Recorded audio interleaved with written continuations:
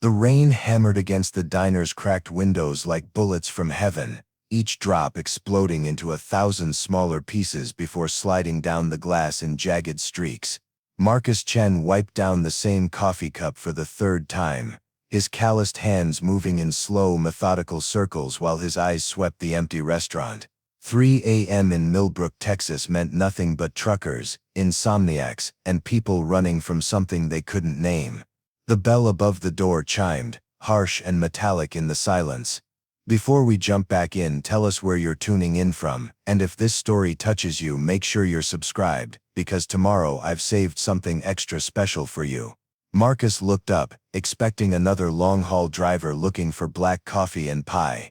Instead, a woman stumbled through the doorway, her dark hair plastered against her skull, a thin jacket doing nothing to hide the unmistakable curve of her belly. 6 months, maybe 7. Her eyes darted around the diner like a cornered animal, wide and desperate, scanning every shadow, every exit. Blood seeped through her sleeve where her jacket had torn. Fresh, still red. Marcus set down the cup and stepped around the counter, moving slow, hands visible. 20 years of raising his daughter alone had taught him how fear looked when it wore a person's face. This woman wasn't just scared, she was hunted. "Miss?" His voice carried the gentle authority of someone who'd talked plenty of frightened souls through dark nights. "You hurt?" She flinched at the sound, her hand instinctively moving to protect her stomach. When she looked at him, Marcus saw something that made his chest tighten. Not just terror, resignation.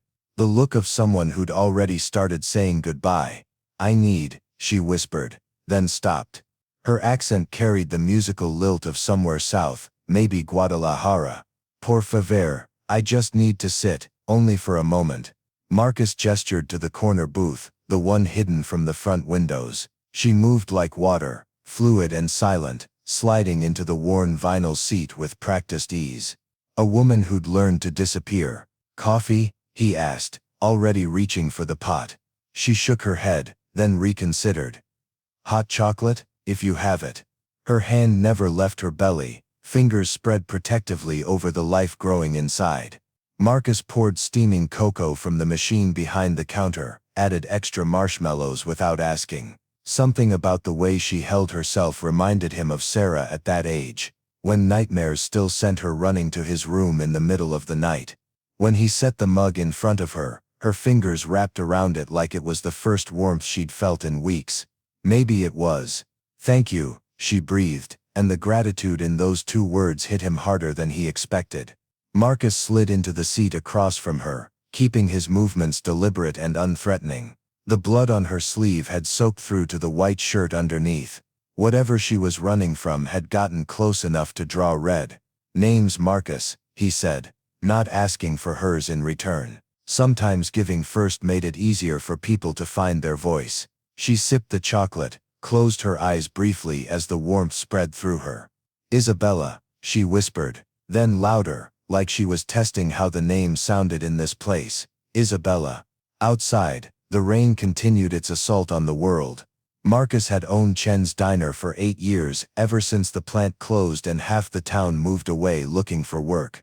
He'd stayed because Sarah was settled in school, because this place had been his wife's dream before the cancer took her, because sometimes staying put was the bravest thing a man could do. But tonight felt different. Tonight felt like the kind of moment that split a life in 2 me's, before and after. Isabella's eyes kept flicking to the windows, to the door, to the darkened street beyond. She was listening for something Marcus couldn't hear yet. Engines, footsteps, the sound of whatever had put that blood on her arm catching up. "How far along?" he asked, nodding toward her belly. A ghost of a smile crossed her face. 28 weeks, a girl.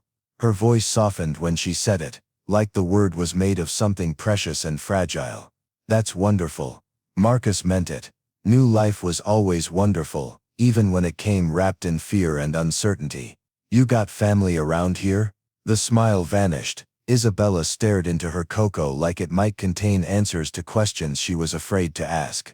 "No family. Not anymore." The way she said it made Marcus's stomach tighten. Not anymore didn't mean moved away or grown apart.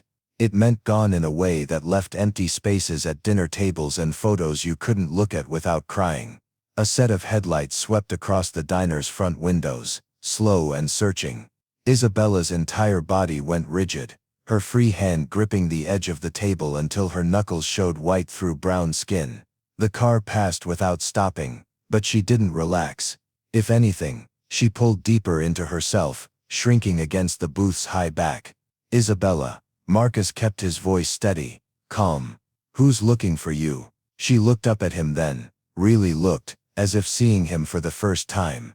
Taking in his graying temples, the laugh lines around his eyes, the wedding ring he still wore 4 years after burying the woman who'd put it there. Measuring something she couldn't name. Bad men, she whispered. Very bad men who think they own me. Marcus nodded. He'd suspected as much from the moment she'd walked through his door.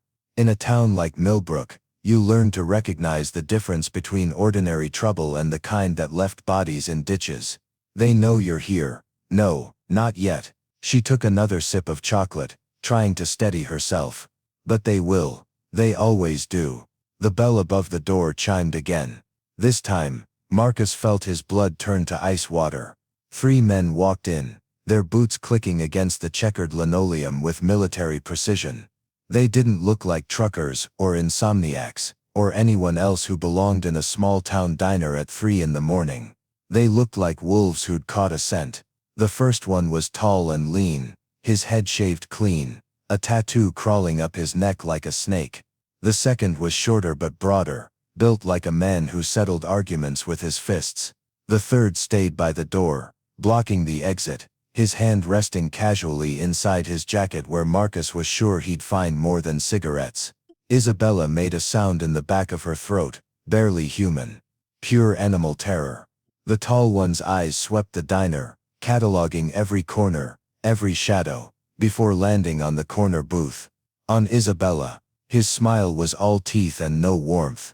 Well, well, he said, his voice carrying a slight accent that matched Isabella's but rougher around the edges, hardened by years of violence. Little bird thought she could fly away. Marcus stood slowly, placing himself between the men and Isabella's booth. His heart hammered against his ribs, but his hands stayed steady. 20 years of single fatherhood had taught him that sometimes the only thing standing between the people you cared about and the monsters in the world was you. Gentlemen, he said, injecting every ounce of authority he'd learned from raising a teenage daughter. We're closed. The tall one laughed, a sound like breaking glass. Old man, you don't want to get involved in family business.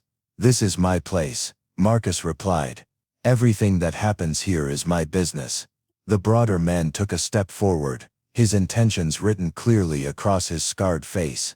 Marcus held his ground, though every instinct screamed at him to run, to hide, to do anything but stand between these predators and their prey. Isabella, the tall one called over Marcus's shoulder, ignoring him like he was furniture. Time to come home, Meja. Carlos is very worried about you. At the name Carlos, Isabella whimpered, a sound so broken it made Marcus's chest ache with protective fury he hadn't felt since Sarah was small, and the world seemed full of things that could hurt her. She's not going anywhere, Marcus said, surprised by the steel in his own voice. The tall one's smile faded. He pulled back his jacket, revealing the grip of a pistol tucked into his waistband. Old man, you have 5 seconds to step aside before this becomes a problem for everyone. Marcus didn't move, couldn't move. Behind him, Isabella was crying quietly, the sound of someone who'd run out of hope but couldn't stop breathing. The seconds ticked by in the space between heartbeats. 1, 2, 3. Marcus, Isabella's voice was barely a whisper. Please, just let me go. Don't die for me. He turned slightly, just enough to see her face. Tears tracked down her cheeks, but her eyes held something he recognized. The same fierce protectiveness he'd seen in his own mirror every time Sarah needed him to be braver than he felt. She wasn't just protecting herself anymore. She was protecting her daughter. The baby who would never get a chance to breathe if Isabella walked out that door with these men. 4. Marcus thought about Sarah, 22 now, and finishing her last year of nursing school in Austin. He thought about the promise he'd made to his wife as she lay dying, that he'd always do what was right, even when it was hard. Especially when it was hard. 5. The tall man's hand moved toward his gun. Marcus lunged. The impact sent them both crashing into the counter, coffee cups exploding against the floor in a shower of ceramic and brown liquid. Marcus had 30 pounds and 6 inches on the man, but he was 53 years old, and his opponent moved like violence was his native language. A fist caught Marcus in the ribs, driving the air from his lungs. He swung back, catching the man across the jaw, feeling something crack under his knuckles. Behind them, Isabella screamed. The broader man was moving toward the booth, his path clear now that Marcus was occupied. The one by the door stepped inside, closing it behind him with a soft click that sounded like a prison door slamming shut. Marcus wrapped his arms around the tall man's waist, driving him backward into the wall hard enough to rattle the framed photos of Sarah's school plays and soccer games. Pictures of a life built on love and sacrifice, and the quiet courage of showing up every day. "Run," he gasped to Isabella between punches. "Back door." She hesitated for a heartbeat, torn between flight and the impossible urge to help the stranger who was bleeding for her.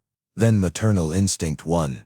She slipped from the booth, cradling her belly, moving toward the kitchen where the rear exit waited in the darkness. The broader man intercepted her before she'd taken 3 steps. "Not so fast, princessa," he said, wrapping thick fingers around her arm. Isabella cried out, and the sound cut through Marcus like a blade. Rage flooded through him, hot and clean and stronger than pain. He brought his knee up hard, catching the tall man between the legs. As his opponent doubled over, Marcus grabbed the coffee pot from the burner and swung it like a club. Glass and scalding liquid exploded across the man's face. He screamed, stumbling backward, clawing at his eyes. Marcus spun toward Isabella and her captor, but the third man was waiting. Something hard cracked against the back of his skull, sending him to his knees on the broken ceramic and spilled coffee. Stars exploded across his vision.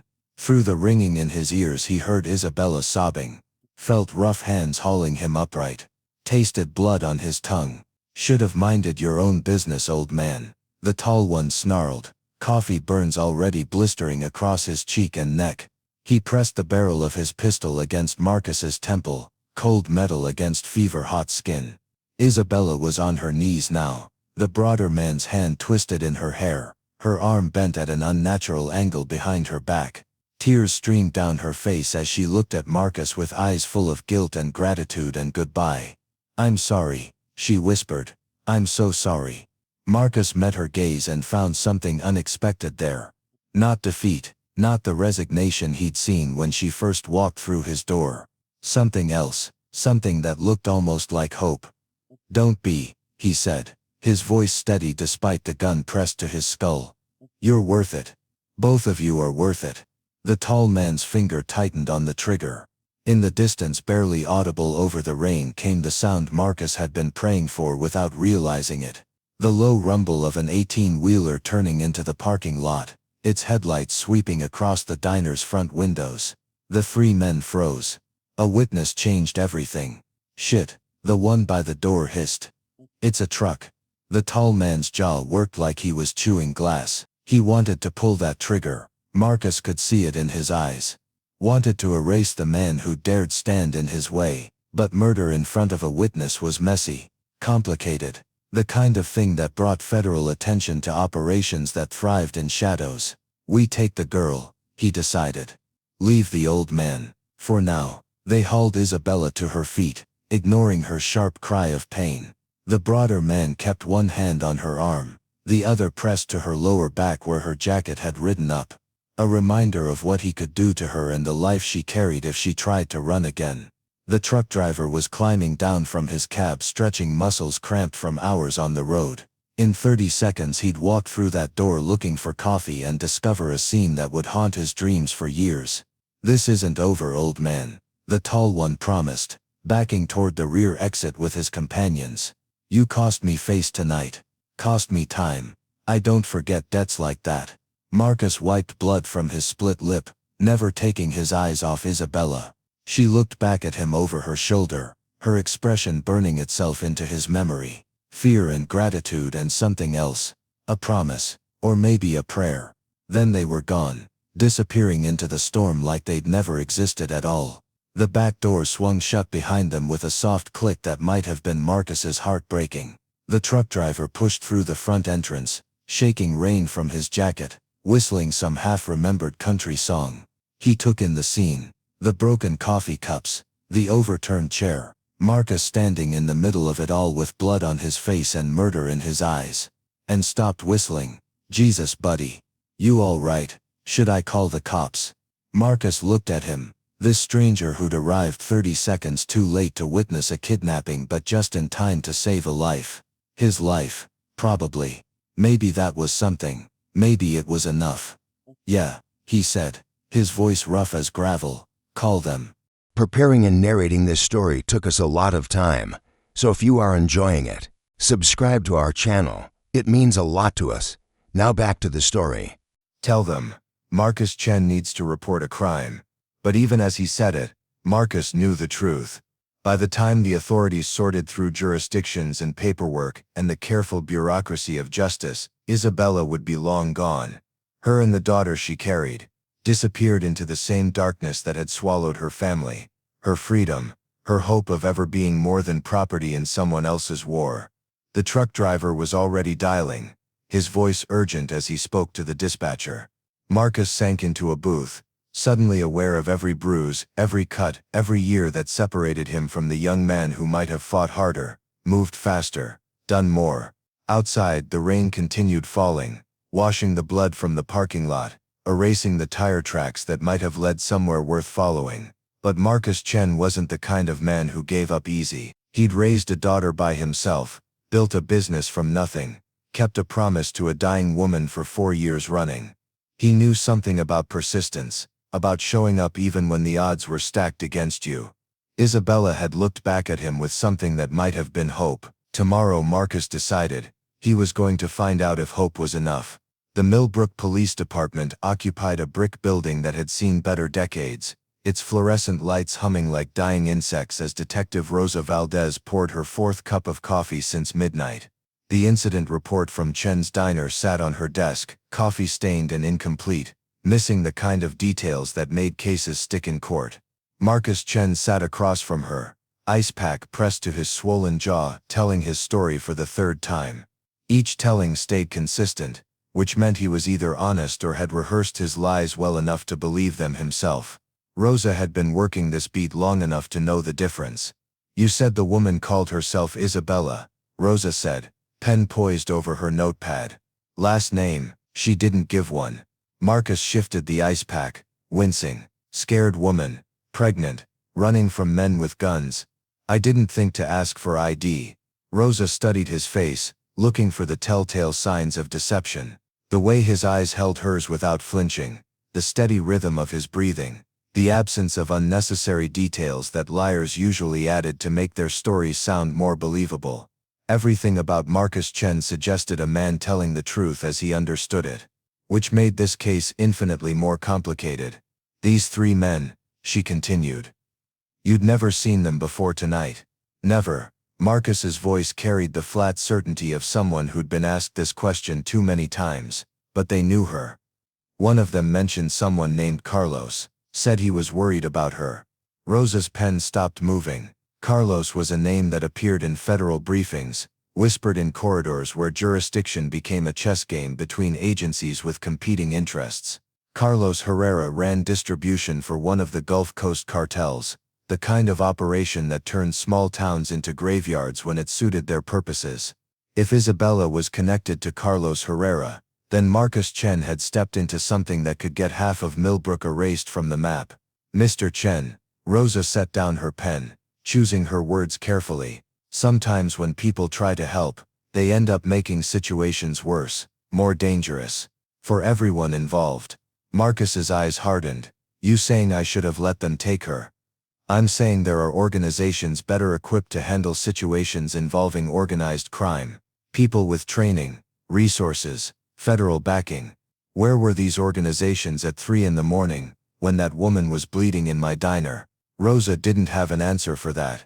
She'd seen enough federal task forces arrive after the smoke cleared to know that help often came with a body count attached. The phone on her desk rang, shrill and insistent. She glanced at the caller ID, felt her stomach drop into her boots. Federal area code. This early in the morning, that meant someone with more authority than her was about to make her day significantly worse. Valdez, she answered. Detective, this is Agent Patricia Morrison, DEA. I understand you've got a situation involving possible cartel activity. Rosa looked at Marcus, who was pretending not to listen while obviously hanging on every word. 20 years of marriage to a mechanic had taught her to recognize the look of a man trying to appear casual while his world shifted beneath him. That's correct. Incident at a local diner involving. I'll be there in 2 hours, Morrison interrupted. Don't process anything further until I arrive. And detective, the civilian who filed the report. Keep him available. The line went dead. Rosa stared at the phone like it might explain why her quiet Tuesday night had suddenly become a federal case. Federal agents, Marcus said. It wasn't a question. Agent Morrison, DEA. She's driving down from Dallas. Rosa leaned back in her chair studying the man across from her. Mr. Chen, I need you to understand something. If this Isabella is connected to the people I think she's connected to, then helping her isn't just dangerous, it's potentially fatal. Marcus nodded slowly. And if I don't help her, she's dead anyway. Along with her baby. You don't know that, don't I? Marcus leaned forward. Ice pack forgotten. You see those burns on that man's face? The way they moved, talked, looked at her like she was property they'd misplaced. You think they're taking her somewhere safe? Rosa had worked enough domestic violence cases to recognize the signs. The calculated cruelty, the ownership mentality, the casual violence toward women who dared to think they had choices. Isabella wasn't just running from criminals. She was running from a system that treated her as disposable. There are protocols, Rosa said, but her voice lacked conviction. Witness protection, federal safe houses, for people willing to testify. You think a pregnant woman scared out of her mind is going to volunteer to destroy the only family she has left? Rosa started to argue, then stopped. Marcus was right, and they both knew it. Witness protection required cooperation, and cooperation required trust in a system that had probably already failed. Isabella more times than she could count. The clock on the wall ticked toward dawn, each second carrying them further from the moment when Isabella might still be within reach. By the time Agent Morrison arrived with her protocols and procedures, the trail would be stone cold. What are you thinking, Mr. Chen? Marcus was quiet for a long moment, staring at his hands. They were working hands, Rosa noticed. Call used from years of honest labor, steady enough to flip pancakes at 5 in the morning, or hold a frightened woman's coffee cup without spilling. I'm thinking, he said finally, that sometimes doing the right thing means ignoring the rules. Rosa felt something cold settle in her chest. That sounds like the beginning of a very bad decision. Maybe, or maybe it's the beginning of something that matters. Before Rosa could respond, her radio crackled to life. All units, we have a report of shots fired at the Riverside Motel, Highway 287. Multiple vehicles fleeing the scene. Rosa grabbed the radio. Unit 7 responding. She looked at Marcus, who was already standing. You're staying here. Like hell I am. Mr. Chen, you're a civilian. I can't. Those shots were about Isabella. Marcus's voice carried absolute certainty. You know it, and I know it. Someone's either dead or about to be, and sitting in this office drinking coffee isn't going to help anyone. Rosa stared at him, weighing departmental regulations against the sick feeling in her gut that told her Marcus was right. The Riverside Motel was where people went when they needed to disappear for a few hours. Drug deals, prostitution, the kind of business that thrived in the spaces between law enforcement rounds. If Isabella had made it that far, she was either very lucky or walking into a trap. You stay in the car, Rosa said, grabbing her jacket. You observe, you do not engage, you do not play hero. You are a witness, nothing more. Marcus nodded, but Rosa caught something in his expression that made her think he was agreeing to the letter of her instructions while completely ignoring their spirit. The drive to the Riverside Motel took 12 minutes through empty streets slick with pre-dawn moisture. Rosa's radio chattered with updates from the first responding unit, painting a picture that grew darker with each transmission. 2 bodies in room 237. Male, Hispanic, apparent gunshot wounds to the chest and head. No sign of the female victim reported by an anonymous caller. 3 vehicles observed leaving the scene, heading south toward the interstate. Anonymous caller, Marcus asked from the passenger seat. Rosa was wondering the same thing. Someone had wanted police at that motel, wanted them to find those bodies. In her experience, anonymous tips usually meant someone was sending a message. The motel parking lot looked like a war zone illuminated by flashing red and blue lights. Shattered glass from blown-out windows crunched under their feet as Rosa approached the crime scene tape. Marcus stayed close, his eyes taking in details with the careful attention of someone who understood that lives might depend on what he remembered. Officer Jim Bradley, 26, and still optimistic about the job, approached with his notepad ready. 2 victims in 237. Detective. Execution style, close range. Desk clerk says the room was rented to a woman, paid cash, no ID. Description: Hispanic female, mid-20s, pregnant, checked in around 4:30, alone. Rosa felt Marcus tense beside her. Isabella had been here, had made it this far, only to walk into whatever trap had been waiting. Any surveillance? Bradley shook his head. Cameras haven't worked in 3 years. But detective, there's something else. Room was ransacked, but thoroughly. Professional job. They were looking for something specific. Rosa walked to the room, Marcus trailing behind despite her earlier instructions. The scene inside made her stomach turn. The 2 men were young, maybe early 20s, their faces frozen in expressions of surprise and fear. They'd died fast, but not before someone had asked them questions they couldn't or wouldn't answer. Torture, Marcus asked quietly. Interrogation, Rosa corrected. Someone wanted to know where she went.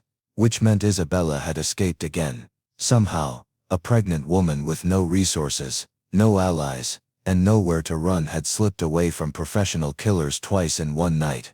Either she was incredibly lucky, or she was more resourceful than anyone gave her credit for. Marcus moved to the window, careful not to disturb the crime scene.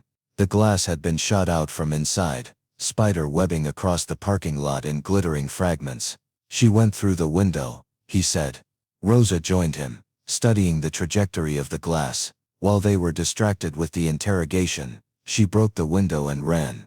Pregnant woman, 7 months along, dropping 8 feet onto concrete and glass. Marcus's voice carried a mixture of admiration and concern. She's either desperate, or incredibly brave. Both probably. Rosa's radio crackled again. Detective Valdez, we have a report of a suspicious person at St. Mary's Emergency Clinic on Elm Street. Hispanic female, requesting medical attention but refusing to give her name. Marcus was already moving toward the car before Rosa could respond. That's her. We don't know. It's her. Marcus's certainty was absolute. Pregnant woman, injured, nowhere else to turn. Where else would she go? Rosa hesitated for half a heartbeat, then keyed her radio. Unit 7 responding to St. Mary's says PATA 5 minutes. St. Mary's Emergency Clinic occupied a converted house on the edge of downtown, its white wooden siding weathered but clean, its windows glowing with warm yellow light that promised help without questions. The kind of place where people went when they needed medical attention but couldn't afford the bureaucracy that came with hospital treatment. Dr. Elena Santos had been running the clinic for 15 years, ever since she'd returned from her residency in Houston to serve the community that had raised her. She'd seen everything walk through her doors: gunshot victims who couldn't risk police involvement, women fleeing abusive husbands, immigrants afraid of deportation, children whose parents worked 3 jobs and couldn't afford insurance. When Isabella stumbled through the door at 5:15 in the morning, bleeding from multiple cuts and cradling her belly with protective desperation, Elena didn't ask questions. She simply guided her patient to the examination room and began assessing damage. Cuts on arms and legs consistent with broken glass, Elena murmured to her assistant, a nursing student named David, who volunteered nights to gain experience. Possible mild concussion. Patient is 28 weeks pregnant, showing signs of extreme stress. Isabella lay on the examination table, her dark eyes tracking every movement, every sound from the waiting room beyond. She flinched when Elena touched her arm, not from pain, but from the simple human contact that her body had learned to interpret as potential threat. Isabella, Elena said softly, using the name the woman had whispered when asked for identification. I need to check your baby. Make sure the fall didn't cause any complications. She's okay, Isabella whispered, her accent making the words sound like a prayer. She has to be okay. Elena positioned the portable ultrasound machine, squeezing gel onto Isabella's rounded belly. The screen flickered to life, revealing the miraculous chaos of life growing in the darkness. A tiny heart beating strong and fast, limbs moving in the amniotic fluid, a face that would soon breathe air and cry and laugh and dream. She's perfect, Elena said, and meant it. Strong heartbeat, good movement, no signs of distress. Isabella closed her eyes, tears tracking down her cheeks. Thank you so much. Elena studied her patient's face, recognizing something she'd seen too many times before. The hollow exhaustion of someone who'd been running so long they'd forgotten what it felt like to be safe. Isabella, is there someone I can call? Family, friends, someone who can help you? The tears came harder. No family, no friends, just me and her. What about the baby's father? Isabella's expression shuttered closed. He's the reason I'm running. Elena nodded, understanding more than Isabella knew. The clinic saw its share of women fleeing violent relationships, though rarely ones that involved professional killers and federal investigations. The waiting room door chimed, followed by the sound of boots on linoleum. Elena looked up to see Detective Valdez entering with a man she didn't recognize. The stranger's face was bruised, his clothes torn, but his eyes held the kind of gentle determination that made Elena think of her own father. Dr. Santos, Detective Valdez said quietly, we need to speak with your patient. Elena positioned herself protectively between the newcomers and Isabella, who had gone rigid at the sight of strangers. My patient requires medical attention. She's not available for questioning. Doctor, this woman may be in immediate danger. We're here to help. That's what they all say. Elena's voice carried 20 years of skepticism about official promises of help. Marcus stepped forward, moving slowly, hands visible. Isabella. It's me. Marcus, from the diner. Isabella's eyes widened. She struggled to sit up. Her voice barely a whisper. You're alive. Takes more than 3 tough guys to put me down. Marcus managed a gentle smile despite his swollen lip. How are you feeling? Like I jumped through a window onto concrete, Isabella replied. And Elena was surprised to hear something that might have been humor in her voice. The baby. She's okay. Dr. Santos says she's perfect. Marcus nodded, relief visible on his battered face. Then his expression grew serious. Isabella, they found you at the motel. The men you were with, dead. Isabella's voice was flat, matter of fact. I heard the shots while I was hiding in the bathroom. When I looked out they were asking Miguel where I'd gone. Miguel was helping you. His cousin worked for Carlos. Knew what would happen to me if I stayed. Isabella's hand moved protectively to her belly. Miguel said he could get me papers, new identity, get me somewhere safe. But someone betrayed you. Isabella nodded. Someone always betrays you. That's how Carlos stays in control. Fear and betrayal. And the promise that running only makes it worse. Rosa stepped closer. Isabella, I'm Detective Valdez. If you're willing to cooperate, we can offer you protection. Federal agents are involved now. We can put me in a safe house until Carlos finds me anyway. Isabella shook her head. Then what? You put me in witness protection with a new name, and a new life, but the same fear every day that he'll find me. It's better than running forever. Is it? Isabella looked directly at Rosa. Your safe houses, your witness protection, your federal agents. Where were they when Carlos killed my sister for trying to leave? Where were they when he made me watch what happens to women who think they have choices? Elena felt her chest tighten. She'd heard variations of this story before, always ending the same way. Women caught between monsters and systems that promised help but delivered bureaucracy and broken promises. There has to be another way. Marcus said quietly. There is. Isabella's voice carried a strength that surprised everyone in the room. I disappear. Completely. Take my daughter somewhere Carlos will never think to look. With what money? What resources? Rosa asked. Isabella was quiet for a moment, then reached into her jacket and pulled out a small cloth bag. She opened it carefully, revealing a collection of jewelry that caught the clinic's fluorescent lights like captured stars. Elena whistled softly. Even her untrained eye could see that the pieces were worth more money than most people saw in a lifetime.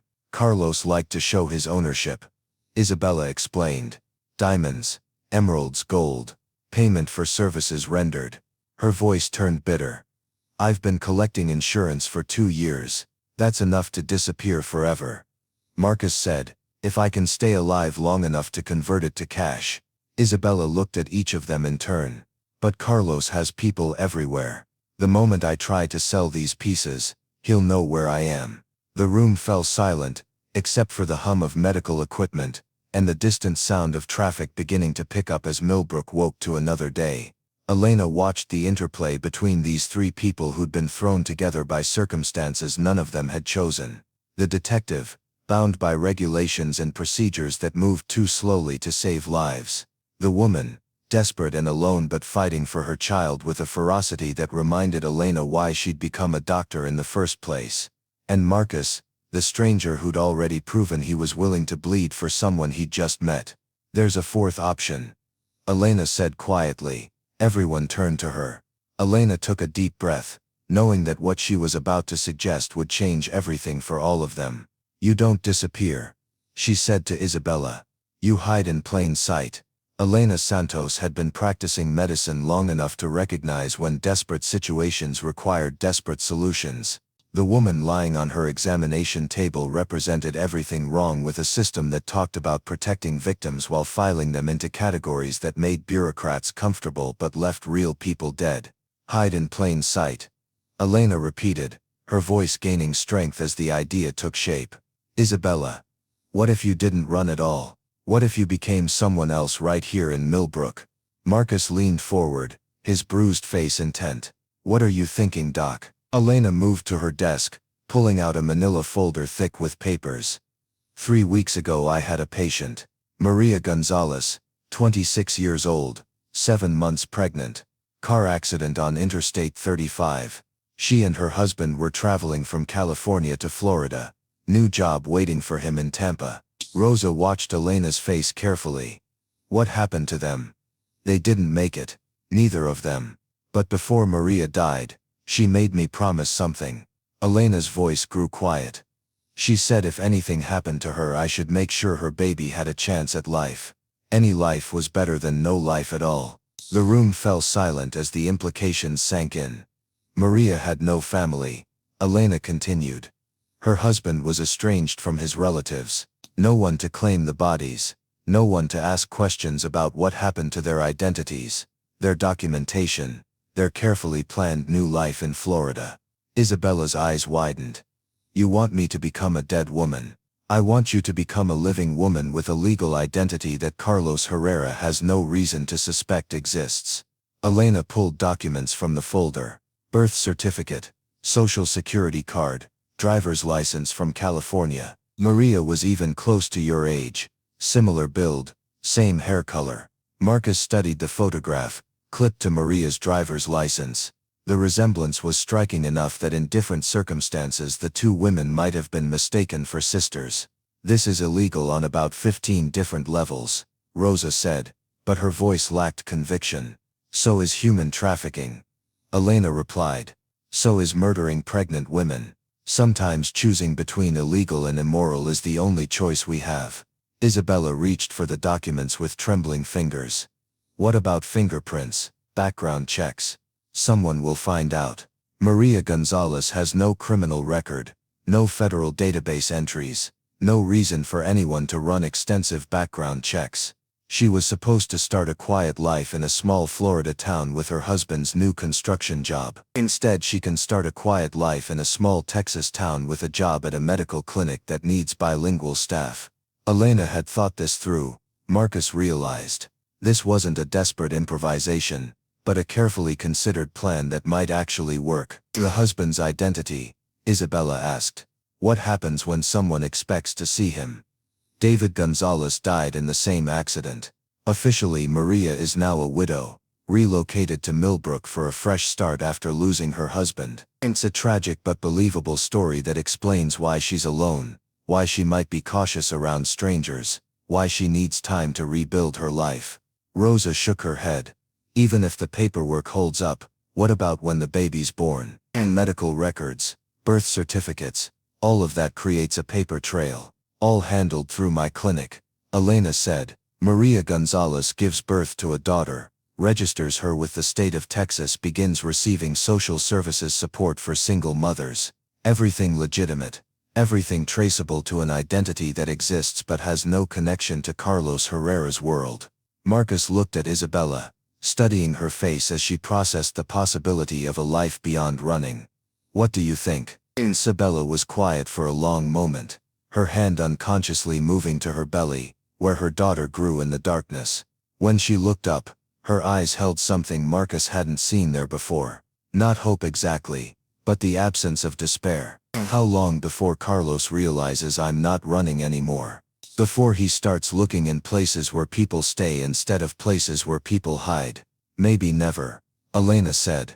Carlos is hunting Isabella, a frightened pregnant woman with no identity, no resources, no legal existence. He's not looking for Maria Gonzalez, a documented widow rebuilding her life in a small town 300 miles from where Isabella disappeared. Rosa began pacing the small examination room, her cop instincts warring with her human instincts. This plan has 1,000 ways to go wrong, and federal agents are already involved. If they discover what we've done, then we deal with that when it happens, Marcus said. Right now Isabella has maybe 12 hours before Carlos's people track her to this clinic. After that, hiding in plain sight won't matter because she'll be dead. The finality of that statement settled over them like a shroud. Elena had seen enough domestic violence cases to know that men like Carlos didn't forgive, didn't forget, and didn't stop hunting until they reclaimed what they considered their property. Isabella stood slowly from the examination table, her movements careful but determined. Dr. Santos, if I become Maria Gonzalez, what happens to Isabella? Isabella disappears forever. Along with her history, her connections to Carlos, her fear of being found. Elena met her eyes. But Maria lives, and so does her daughter. And you? Isabella turned to Marcus. What happens to you when federal agents start asking why a diner owner risked his life for a stranger? Marcus considered the question seriously. Shent Morrison would arrive in a few hours expecting answers, expecting cooperation, expecting him to be the kind of witness who helped federal cases move smoothly through the system toward conviction.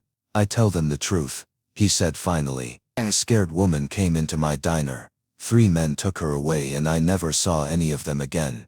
Everything after that is their problem to solve. Rosa stopped pacing. You're asking me to falsify a police report. I'm asking you to file an accurate report based on the information available to you. Elena corrected. Isabella Rodriguez sought medical treatment for injuries sustained during an escape from her kidnappers. After treatment, she declined further assistance, and left the clinic destination unknown. That's not false. That's exactly what's going to happen. And Maria Gonzalez doesn't appear in your report because she's not connected to this case. She's a new resident of Millbrook who happens to be receiving prenatal care at my clinic. Completely separate matter. The logic was clean, Marcus had to admit, compartmentalized in a way that allowed each of them to maintain plausible deniability while giving Isabella the chance at a real life she'd never had.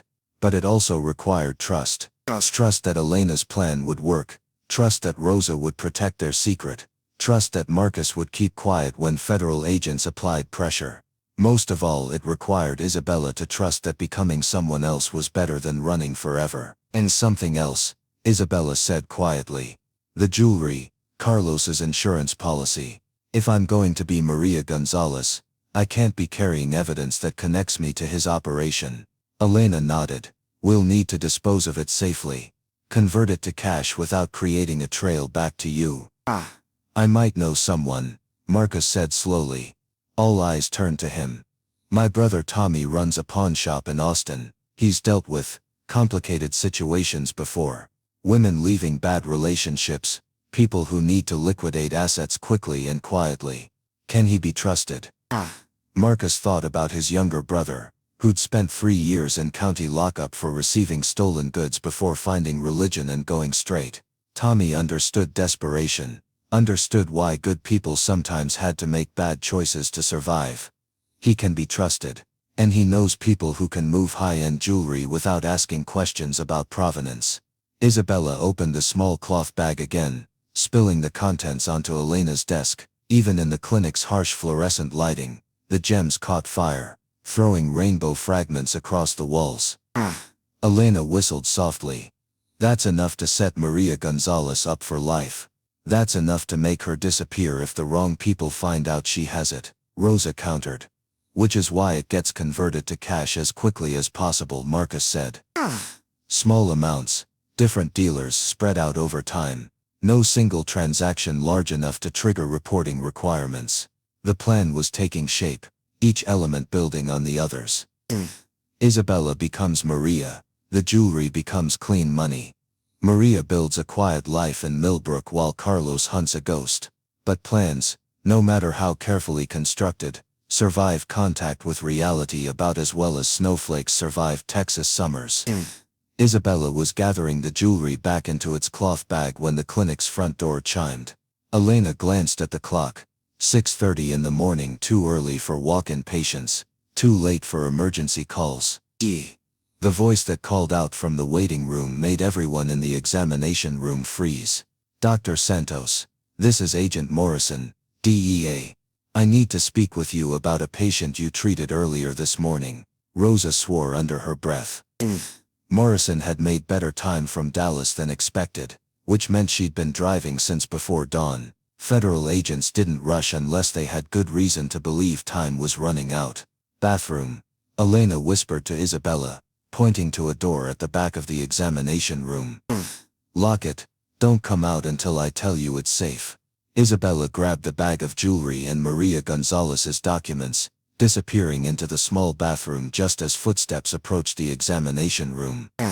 Agent Patricia Morrison looked exactly like what Central Casting would order for a federal agent. Mid-40s, athletic build, iron gray hair pulled back in a severe bun, dark suit that had probably cost more than Marcus made in a month. Her eyes moved around the room like scanners, cataloging details, measuring distances, calculating angles of approach and escape. Dr. Santos. Morrison's voice carried the authority of someone accustomed to having her questions answered immediately. I understand you treated a Hispanic female this morning, pregnant, injured, refusing to provide identification. I treat a lot of patients who fit that description. Elena replied carefully. Medical privacy laws prevent me from discussing specific cases without proper authorization. Morrison produced a leather folder, flipping it open to reveal her credentials and a federal warrant. This authorizes me to review medical records pertaining to any individual connected to the Carlos Herrera investigation. Elena studied the warrant, buying time. This patient sought treatment for minor injuries. Nothing that would indicate connection to federal criminal activity. Where is she now? She left after treatment. Didn't say where she was going. Morrison's gaze shifted to Marcus, taking in his bruised face and torn clothing. Mr. Chen, I presume. You've had an eventful night. Someone could say that. Someone did say it. Filed a very detailed police report about a kidnapping. 3 armed suspects and a pregnant victim who subsequently disappeared. Morrison consulted a small notebook. Interesting how she managed to escape professional killers twice in one night. Marcus shrugged.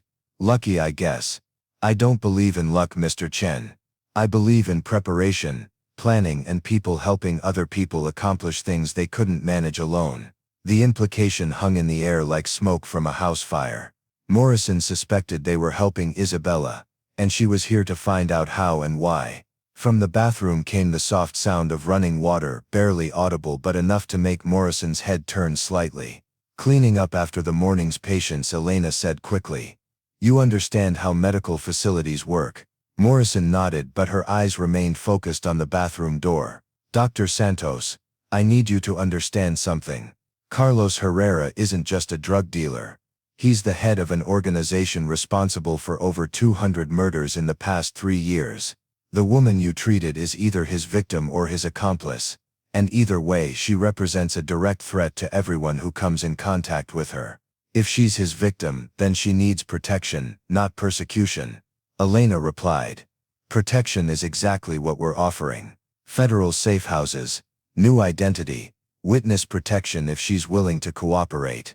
Morrison's voice softened slightly, the good cop emerging to balance the hard edge.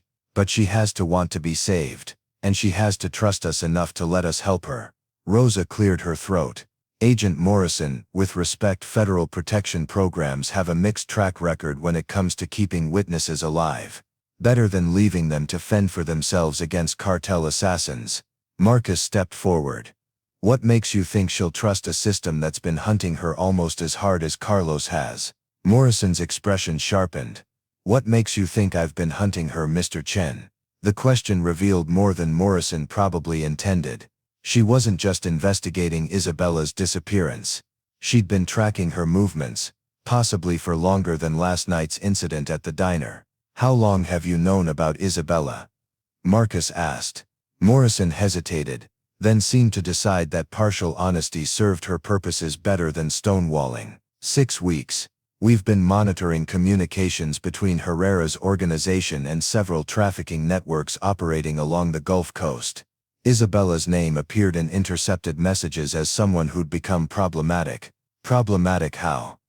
She was asking questions about leaving, about taking her baby somewhere safe. In Herrera's world, that kind of thinking is contagious. Morrison's expression grew grim.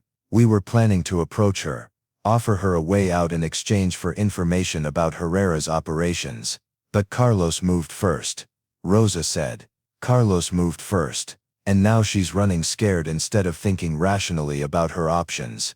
Elena felt her patience snap. Rational. Agent Morrison, this woman has been tortured, threatened, hunted by professional killers, and you think her problem is that she's not being rational enough to trust the same government that let Carlos operate freely for 3 years. Dr. Santos. No. Elena's voice carried the authority of someone who'd spent 15 years watching government agencies promise help that arrived too late to matter. You want to help Isabella? Then leave her alone. Let her find her own way to safety instead of trying to turn her into an asset for your investigation. Morrison's professional composure cracked slightly. Doctor, you don't understand the scope of what we're dealing with. Herrera's organization moves $50 million worth of drugs through Texas every month. They own judges, police chiefs, federal employees. They've infiltrated law enforcement agencies at every level. And you think Isabella can help you bring that down? I think Isabella knows things that could save hundreds of lives. Morrison looked directly at each of them in turn. But only if she's willing to share what she knows before Herrera's people find her and make sure she never talks to anyone again. The bathroom door opened quietly, and Isabella stepped out. She'd washed the blood from her arms, combed her hair back, and somehow managed to make herself look less like a hunted refugee, and more like a young woman facing the hardest decision of her life. Agent Morrison, she said, her voice steady despite the fear in her eyes. I heard what you said about Carlos's organization, about the judges and police chiefs he owns. Morrison straightened, sensing opportunity. Isabella, I know you're scared, but we can protect you. Can you? Isabella moved slowly across the room, her hand resting protectively on her belly. Can you protect my daughter from men who kill children to send messages? Can you guarantee that Carlos won't find me in your safe house the way he found Miguel in that motel room? Nothing in life is guaranteed. But, you're right, Isabella interrupted. Nothing is guaranteed. Which is why I've decided to trust the people who've already proven they're willing to bleed for me instead of the people who want to use me to advance their careers. Morrison's expression hardened. That's a mistake, Isabella. A potentially fatal mistake.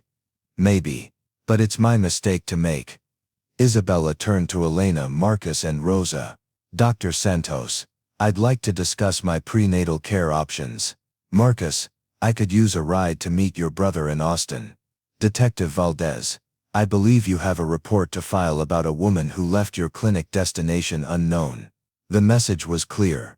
They were moving forward with the plan, with or without federal approval. Morrison looked around the room, reading the determination in 4 faces that had already made their choice. This is obstruction of a federal investigation. This is a woman making an informed decision about her own life, Marcus replied.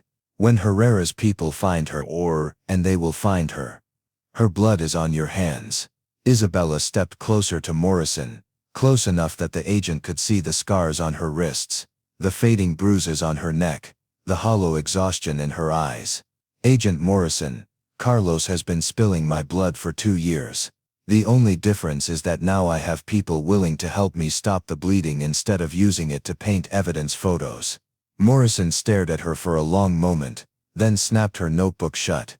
Dr. Santos, when this goes wrong, and it will go wrong, don't call the DEA for help. You've made your choice.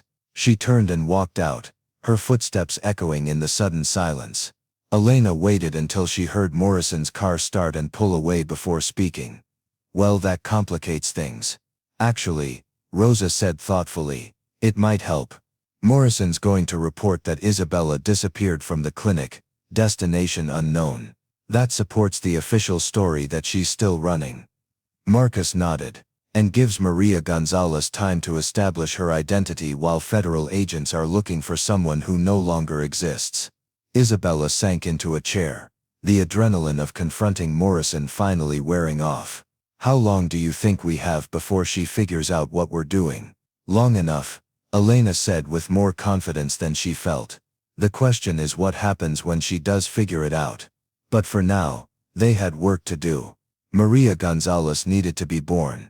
Isabella needed to disappear. And a small town in Texas needed to prepare for the kind of war that came when federal agents, cartel killers, and ordinary people willing to do extraordinary things collided in the space between justice and survival. The sun was fully up now, painting Millbrook streets in gold and promising another hot day in a summer that had already lasted too long. But inside St. Mary's Clinic, 4 people were planning a miracle disguised as a crime, betting everything they had that love was stronger than fear, and that sometimes the right thing to do was also the illegal thing to do. Time would tell if they were right. Tommy Chen's pawn shop occupied a narrow brick building wedged between a laundromat and a bail bondsman on Austin's east side, where gentrification hadn't yet scrubbed away the honest grime of people making do with what they had. The neon sign in the window flickered between open and pen, casting irregular shadows across sidewalks cracked by Texas heat and decades of deferred maintenance. Marcus pushed through the door, the familiar chime announcing his arrival to the cluttered interior. Display cases lined the walls, filled with the accumulated dreams and desperate necessities of people who traded their treasures for rent money, car repairs, and second chances. Wedding rings sat beside power tools, musical instruments next to jewelry that had once marked anniversaries and birthdays and promises that time had worn thin. Tommy looked up from behind the counter where he was examining a guitar with the focused attention of someone who knew the difference between valuable and merely expensive. 3 years younger than Marcus but carrying the weight of harder choices in the lines around his eyes, he'd built his business on understanding what people really needed when they walked through his door. Brother, Tommy said, setting down his jeweler's loupe. You look like hell, feel worse than I look. Marcus glanced around the shop, confirming they were alone. I need to ask you a favor, Tommy. A big one. Tommy's expression grew cautious. He'd spent enough years on the wrong side of legal lines to recognize when conversations were heading toward territory that required careful navigation. What kind of favor? Marcus pulled out his phone, showing Tommy a photo he'd taken of Isabella's jewelry spread across Elena's desk. Even on the small screen, the gems caught light like trapped fire. Tommy whistled low. Where did you get that? Someone who needs it converted to cash. Quickly, quietly. No questions asked. Marcus, Tommy's voice carried the patient tone of someone explaining obvious truths to a stubborn relative. That's cartel money. Has to be. Nobody else carries around that kind of hardware unless they're connected to people who solve problems with bullets. The person carrying it is running from those same people. Tommy studied his brother's face, reading the determination there. This about that pregnant woman from your police report? Marcus nodded. The local news had picked up the story of the diner incident, painting it as a dramatic rescue attempt by a heroic small-town business owner. The kind of feel-good narrative that played well on morning television, but missed the deeper currents of desperation and violence flowing underneath. Marcus, you can't save everyone. Especially not from cartels. I'm not trying to save everyone. Just her. Tommy walked to the front door, flipping the sign to closed and engaging the deadbolt. Show me what we're working with. They drove to Elena's clinic in Tommy's van, a nondescript vehicle that had hauled everything from stolen electronics to legitimate estate sales during his years of walking the line between legal and necessary. The afternoon heat shimmered off the asphalt, turning Austin streets into wavering mirages of concrete and possibility. Isabella was waiting in Elena's office, transformed in ways that went beyond the simple change of clothes. She wore a modest blue dress that Elena had provided, her hair pulled back in a style that made her look older, more settled. But it was her posture that had changed most dramatically. The hunted animal alertness had been replaced by something calmer, more purposeful. Maria Gonzalez, she said, extending her hand to Tommy. Thank you for helping me. Tommy shook her hand, noting the calluses on her palms, the steady way she met his eyes. This wasn't a cartel princess playing at being a victim. This was a woman who'd earned her scars the hard way. Let's see what you're working with, he said. Isabella opened the cloth bag carefully, spreading the jewelry across Elena's desk like she was laying out evidence of a life she'd never chosen. Each piece caught the afternoon sunlight streaming through the window, throwing rainbow fragments across the walls. Tommy picked up a diamond bracelet, examining it under his loupe. The stones were flawless, the setting platinum, the kind of craftsmanship that came from jewelers who worked exclusively for clients who measured wealth in territories controlled rather than dollars earned. This is museum quality, he said quietly. Each piece is worth more than most people make in 5 years. Can you move it? Tommy set down the bracelet, his expression troubled. I can move it. But not safely, not quickly, and not without attracting attention we don't want. Elena leaned forward. What kind of attention?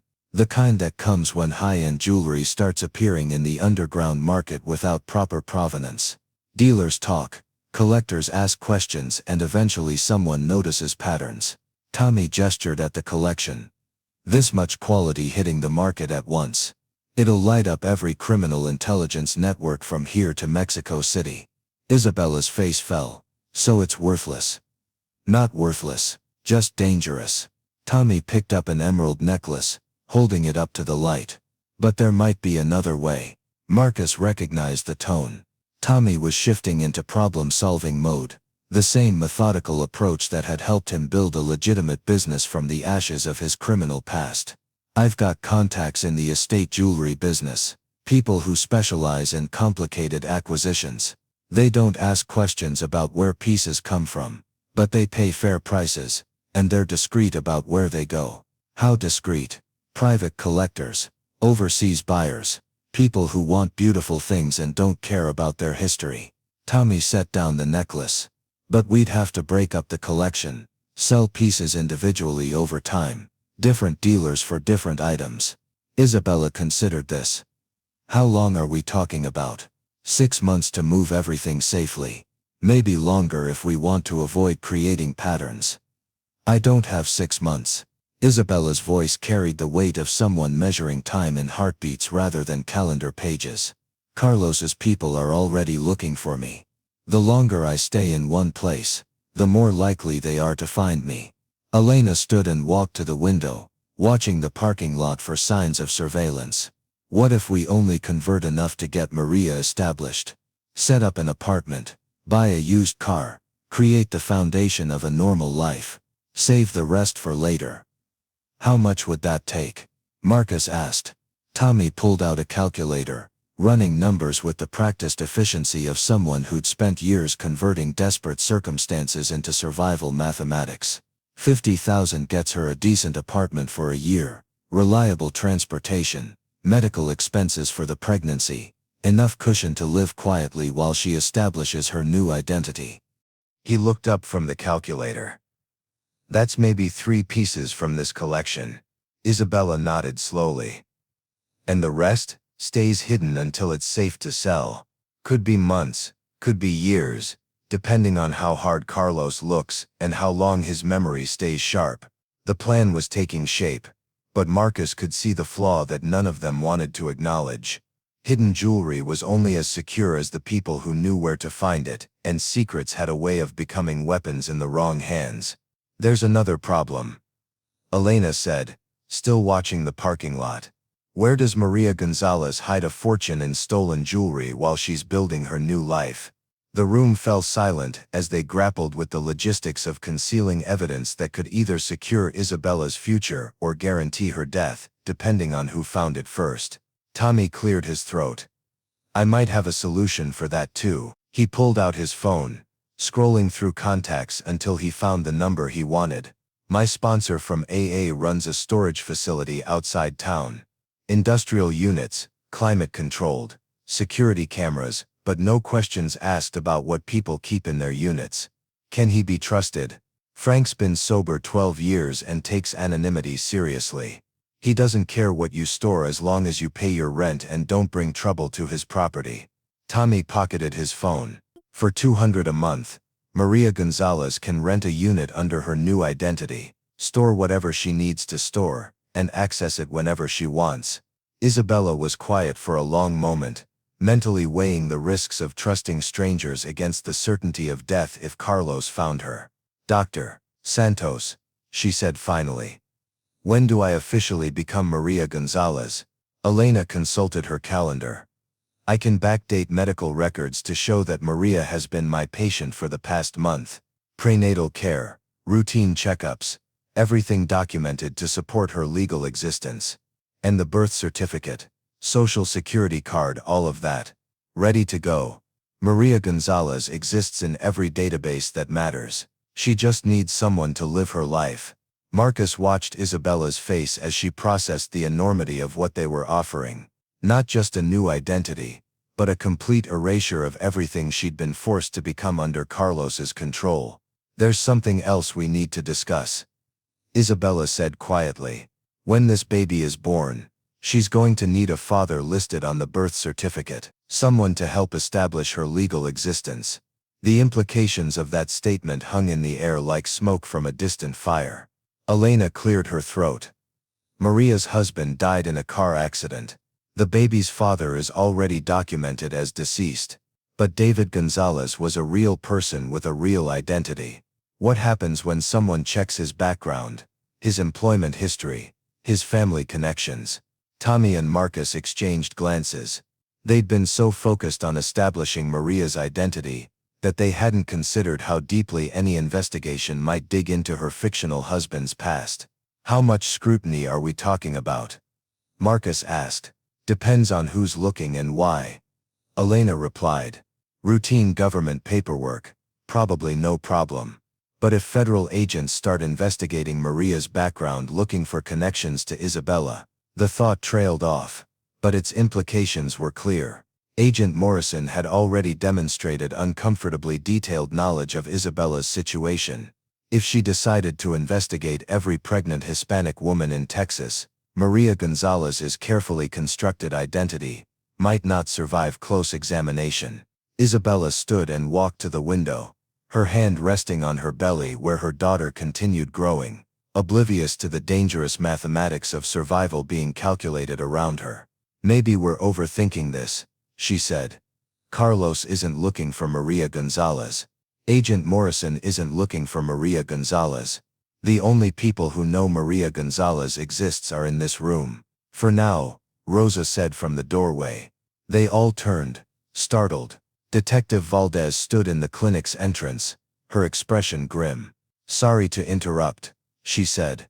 But we have a problem. Marcus felt his stomach drop. What kind of problem? The kind that involves 3 black SUVs with federal plates setting up surveillance positions around the clinic about 10 minutes ago. Elena cursed in Spanish. Morrison and friends. Looks like she decided Isabella didn't really disappear after all. Tommy was already moving, gathering the jewelry from Elena's desk and returning it to its cloth bag. We need to move. Now. Where? Isabella asked, her calm facade cracking slightly. Marcus made a decision that surprised him with its clarity. My house. Everyone stared at him. Marcus, Elena said carefully. That's the first place they'll look. No, it's the second place they'll look. The first place is here. Marcus pulled out his keys, but by the time they finish searching the clinic and documenting everything they find, we'll be long gone. Rosa shook her head. You're talking about harboring a federal fugitive in your own home. I'm talking about giving a friend a place to stay while she figures out her next move. The distinction was thin enough to be invisible, but it seemed to matter to Rosa. She pulled out her radio, checking the frequency. I can buy you maybe 30 minutes, she said. Radio traffic suggests they're setting up a perimeter, but they don't have a warrant yet. They're waiting for paperwork from Dallas. 30 minutes, Tommy said. We can work with 30 minutes.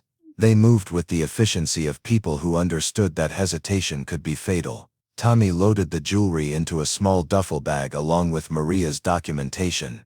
Elena gathered Isabella's medical records, ensuring that her new identity would have the proper healthcare history. Rosa positioned herself at the front window, tracking the federal agent's movements.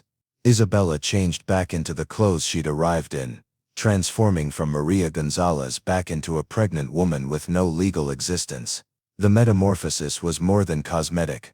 It was a conscious choice to remain invisible until she could emerge safely as someone new. Ready? Marcus asked. Isabella nodded, her hand instinctively moving to protect her belly. Ready.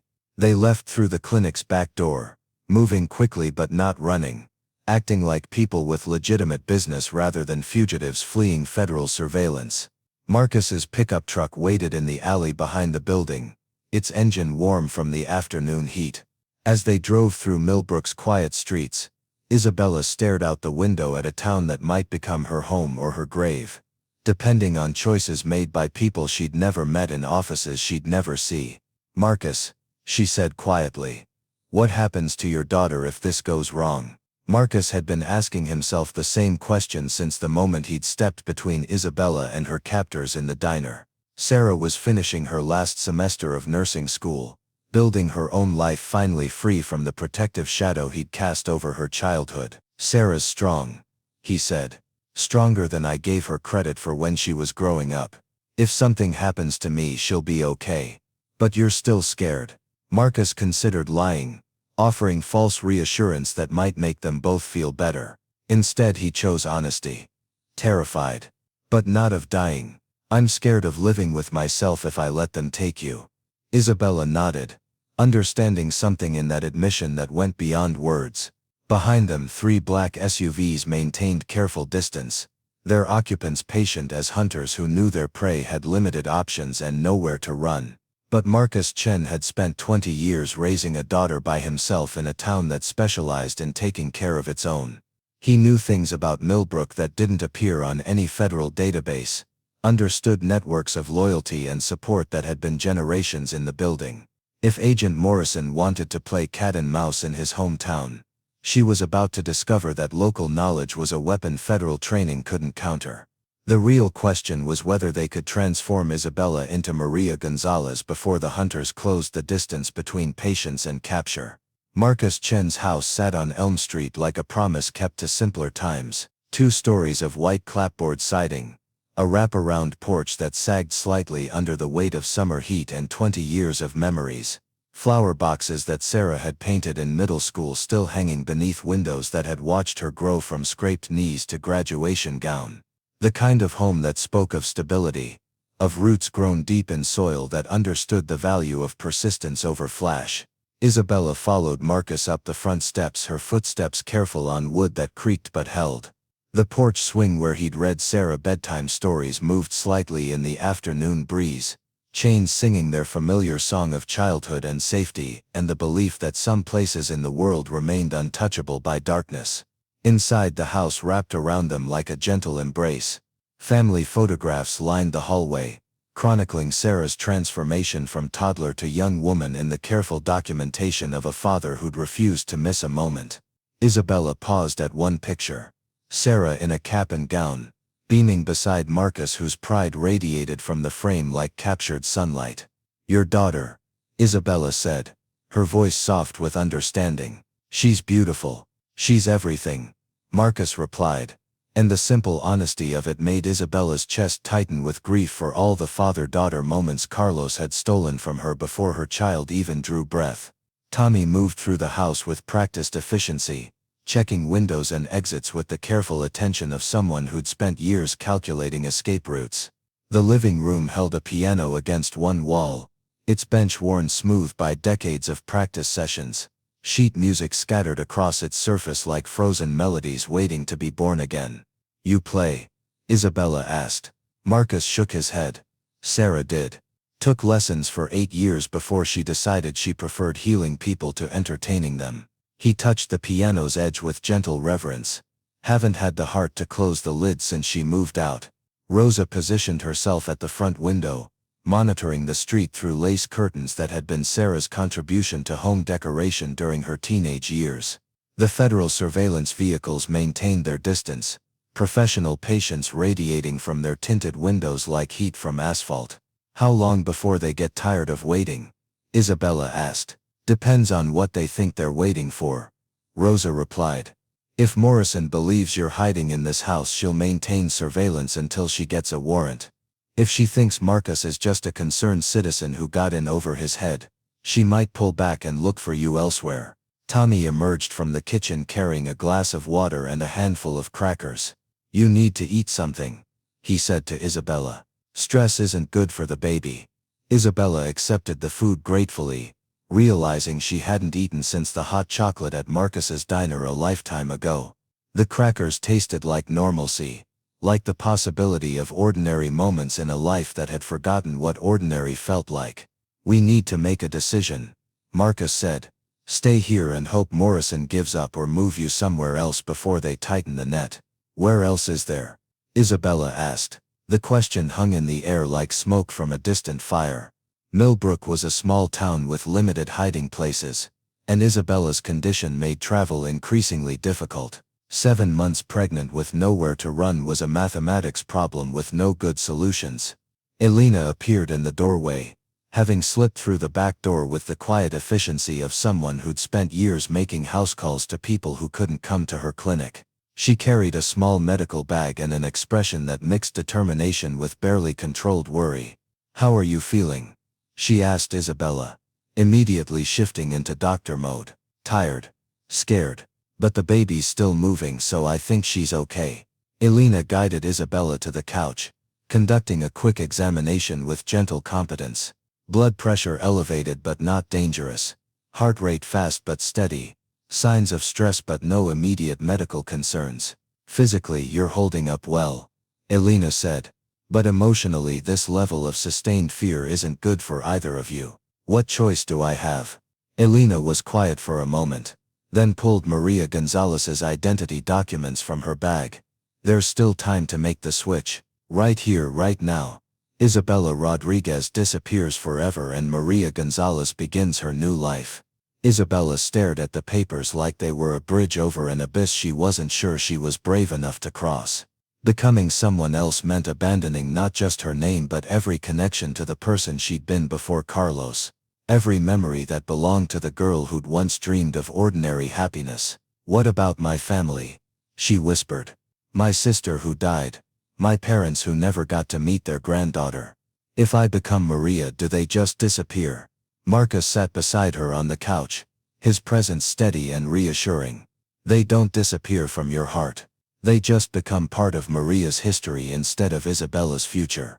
"But what if someday I want to visit their graves to tell my daughter about the grandmother who would have loved her?" Elena leaned forward. "Maria Gonzalez lost her parents in Mexico when she was young. She moved to California with her husband to start fresh, to build a life away from painful memories. When David died, she decided to relocate again, this time to Texas, looking for a place where she could raise her daughter in peace. The story was clean, believable. tragic enough to discourage casual questions while providing cover for the moments when grief broke through Maria's careful composure. "It's a good story," Isabella admitted. "It's your story now. If you want it to be." Rosa's voice cut through the moment. "We've got movement." 3 agents approaching the front door. Everyone froze. Through the lace curtains they could see Agent Morrison flanked by 2 men in identical dark suits, their postures radiating federal authority and the comfortable certainty that they held all the advantages. "Back door?" Tommy asked. "Covered," Rosa replied, checking her radio. "They've got the house surrounded." Isabella closed her eyes, her hand moving protectively to her belly. "I won't let them take her. I won't let Carlos get his hands on my daughter." The knock on the front door was firm, professional, the sound of people who expected to be answered immediately. Marcus looked at each of them in turn, reading determination in faces that had already made their choice. "Everyone clear on the story?" Elena nodded.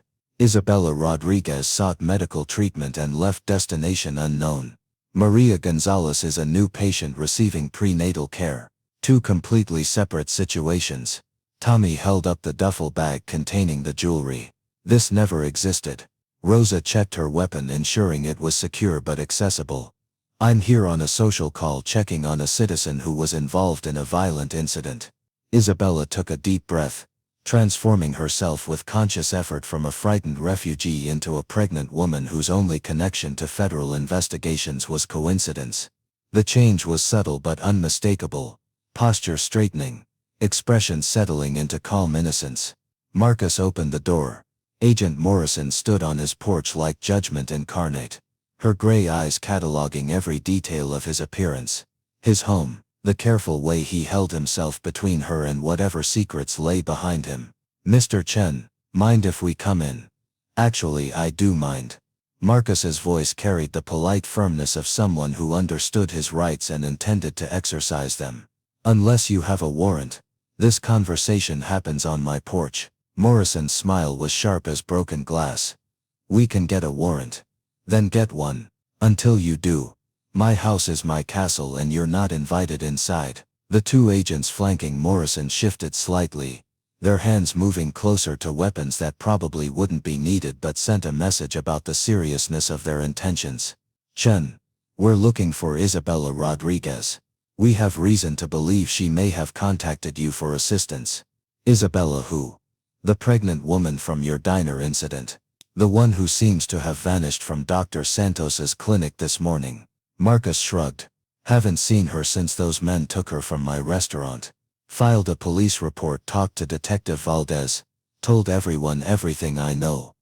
And yet here you are, home in the middle of a Tuesday afternoon, instead of working at your diner. Here I am, recovering from injuries sustained, while trying to help someone in trouble. Doctor's orders to take it easy for a few days. Morrison stepped closer, invading Marcus's personal space with the calculated aggression of someone trained to make people uncomfortable enough to make mistakes. "Mr. Chen, obstruction of justice is a federal crime. Harboring a fugitive is a federal crime. Interfering with a federal investigation is a federal crime. Good thing I'm not doing any of those things." "Are you sure about that?" Rosa appeared in the doorway behind Marcus, her detective's badge visible on her belt, her presence lending official weight to the conversation. "Agent Morrison," she said with professional courtesy that didn't quite mask underlying irritation. "Is there a problem here?" "Detective Valdez. Interesting that you're here. Mr. Chen was the victim of a violent assault in my jurisdiction. I'm following up on his condition and seeing if he's remembered any additional details about his attackers." Morrison's gaze moved between them, calculating odds and measuring the cost of pushing harder against people who seemed prepared to push back. "I'm going to ask you one more time, Mr. Chen. Have you had any contact with Isabella Rodriguez since the incident at your diner?" Marcus met her stare without flinching. "I answered that question. The answer hasn't changed." Morrison nodded slowly, then pulled out her business card. "When you remember something you forgot to mention, give me a call." She turned to leave, then paused at the bottom of the porch steps. "Oh, and Mr. Chen, that warrant I mentioned. It's being processed as we speak. Should be here by tonight. The three agents walked back to their vehicle with the unhurried confidence of people who believed time was on their side. Marcus waited until their engine started before closing the door, his hands shaking slightly from adrenaline and the effort of projecting calm under pressure. "Tonight," Elena said from the living room, where she'd been listening to every word. "We have until tonight." Isabella was sitting on the couch, Maria Gonzalez's documents spread before her like tarot cards predicting an uncertain future. "Then we do it now." She picked up the Social Security card, studying the numbers that would become her new identity. "My name is Maria Elena Gonzalez. I'm 26 years old, widowed, 28 weeks pregnant with my first child. I moved to Millbrook from California after my husband David died in a car accident." The words carried weight, settling around her like a coat that almost fit. With each repetition, Isabella Rodriguez faded a little more, replaced by someone with a documented history, legal existence, and the right to build a life without looking over her shoulder. Tommy opened the duffel bag, removing 3 pieces of jewelry selected for their combination of value and discretion. A diamond bracelet, emerald earrings, and a sapphire ring that caught the afternoon light like captured sky. "These should convert to enough cash to get Maria established," he said. "The rest stays in storage until it's safe to move." Elena had been making phone calls, building the foundation of Maria's new existence. "I've got you an appointment with social services tomorrow morning. Single mother, relocating for a fresh start, needing assistance with housing and prenatal care. What if they check my story too carefully?" "They won't. Social services is overwhelmed and underfunded. A pregnant widow with proper documentation asking for help. You're exactly the kind of case they're equipped to handle quickly and efficiently." Rosa had been monitoring police radio, tracking federal movements throughout Millbrook. "Morrison's people are setting up a command post at the Holiday Inn. Looks like they're planning to stay until they find what they're looking for." "How long can they maintain surveillance without evidence?" Marcus asked. "Legally. Not long, practically. As long as their budget allows, and their superiors remain interested." Isabella stood and walked to the window, watching the street where her hunters waited with professional patience. In the distance, thunderclouds were building, promising rain that might wash away the heat, but wouldn't cleanse the fear that had become her constant companion. "There's something else," she said quietly. "Something I haven't told you about Carlos." Everyone turned toward her, recognizing the tone of someone preparing to reveal secrets that could change everything. "He's not just a drug dealer. He's connected to people in the government, in law enforcement, in places where official help becomes a trap instead of salvation." Rosa felt cold fingers walk up her spine. What kind of connections? The kind that turn witness protection into witness elimination. The kind that make federal safe houses into hunting grounds. Isabella's voice carried the flat certainty of someone who'd learned these truths through observation and blood. "Agent Morrison talks about protecting me, but she doesn't understand that Carlos owns people like her." The implication hung in the air like smoke from a house fire. If Carlos had federal connections, then Morrison's investigation might not be about saving Isabella at all. It might be about delivering her back to the very people she was running from. "Jesus," Tommy whispered. "We're not just hiding you from cartel killers, we're hiding you from the people who are supposed to protect witnesses." Isabella nodded, "Which is why becoming Maria Gonzalez isn't just about starting over.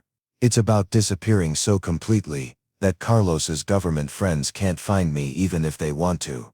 Marcus felt the weight of that revelation settle on his shoulders like a lead blanket. They weren't just helping a woman escape domestic violence. They were opposing a network that reached into the highest levels of law enforcement and government. "We're in way over our heads," he said. "We were in over our heads the moment you stepped between Isabella and those men in your diner." Elena replied. "The only difference is now we understand how deep the water really is." Thunder rolled across Millbrook's sky, and the first drops of rain began spattering against the windows. Isabella watched the weather with the focused attention of someone who'd learned to read omens in cloud formations and shifting wind. "There's a storm coming," she said. "Good," Rosa replied, checking her weapon again. Storms wash away tracks, make surveillance harder, give people cover to move without being seen. As if summoned by her words, Marcus's phone rang. The caller ID showed Sarah's number, and for a moment his heart stopped beating. "Dad," Sarah's voice carried worry and confusion. "There are federal agents at my apartment asking questions about you. They want to know if you've contacted me recently, if you've asked me to help anyone, if I know anything about a woman named Isabella Rodriguez." Marcus closed his eyes, feeling the net tighten around not just himself but the daughter he'd spent 20 years protecting from the world's darker corners. "Sarah, listen to me very carefully. Don't answer any more questions without a lawyer present. Don't let them search your apartment without a warrant. Don't give them any information about my friends, my business, or anything else." "Dad, you're scaring me." "What's going on?" "I'm helping someone who needs help, and some people don't approve of my methods." Marcus looked at Isabella, who was listening with growing horror. "Sarah, I need you to stay away from Millbrook for a few days. Visit your friend Jennifer in San Antonio, or take a long weekend somewhere. Just don't come home until I tell you it's safe." "This is about that woman from the diner, isn't it?" Marcus hesitated, then chose honesty. "Yes." Sarah was quiet for a long moment. When she spoke again, her voice carried an adult understanding that reminded Marcus she wasn't a child anymore. "Dad, I've been watching the news coverage. I know you risked your life to help someone in trouble. I'm proud of you for that." Her voice strengthened. "But I'm also terrified that you're going to get yourself killed playing hero to someone you barely know. I can't let them take her, Sarah. She's pregnant, she's scared, and the people hunting her aren't going to stop until she's dead. Then don't let them take her, but don't get yourself killed in the process. I just got you back after Mom died. I can't lose you too." The line went dead, leaving Marcus staring at his phone while rain began falling in earnest against the windows. Isabella was crying silently, tears tracking down her cheeks as she processed the cost of her survival in other people's lives. "This is my fault," she whispered. "Your daughter, your business, your life. I've destroyed everything you built." Marcus knelt beside her, his voice gentle but firm. "You didn't destroy anything. You asked for help, and I chose to give it. Everything that's happened since then is the consequence of that choice, not yours. But if I'd never walked into your diner, then you'd be dead, and your daughter would never exist. Some choices are worth the consequences." Elena had been monitoring the police scanner, tracking federal communications throughout the county. "We need to move, now. They're mobilizing additional units, calling in resources from Dallas and Houston. Whatever Morrison is planning, it's bigger than surveillance." Tommy was already packing the jewelry back into the duffel bag. "Where do we go?" Rosa looked up from her radio. "I've got an idea, but you're not going to like it." Everyone waited. The old Millbrook mine shaft. Been abandoned for 30 years, but the tunnels run for miles underground. Natural temperature control, multiple entrances, impossible to surround completely. Marcus shook his head. "Rosa, those tunnels aren't safe. Cave-ins, toxic gases, flooding during heavy rains.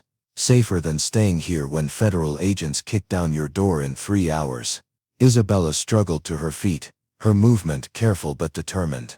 "How far is this mine?" 20 minutes, if we leave now, before they tighten the perimeter." Thunder crashed overhead, and rain began hammering the roof with increasing intensity. The storm Isabella had predicted was arriving with biblical fury, turning streets into rivers and visibility into a suggestion rather than a reality. "We go," Isabella decided. "Maria Gonzalez can be born in a mine shaft as easily as anywhere else." Elena gathered her medical supplies, including everything she might need if Isabella went into premature labor underground. Tommy loaded his van with provisions while Rosa coordinated their escape route, using back roads that federal surveillance might not have covered.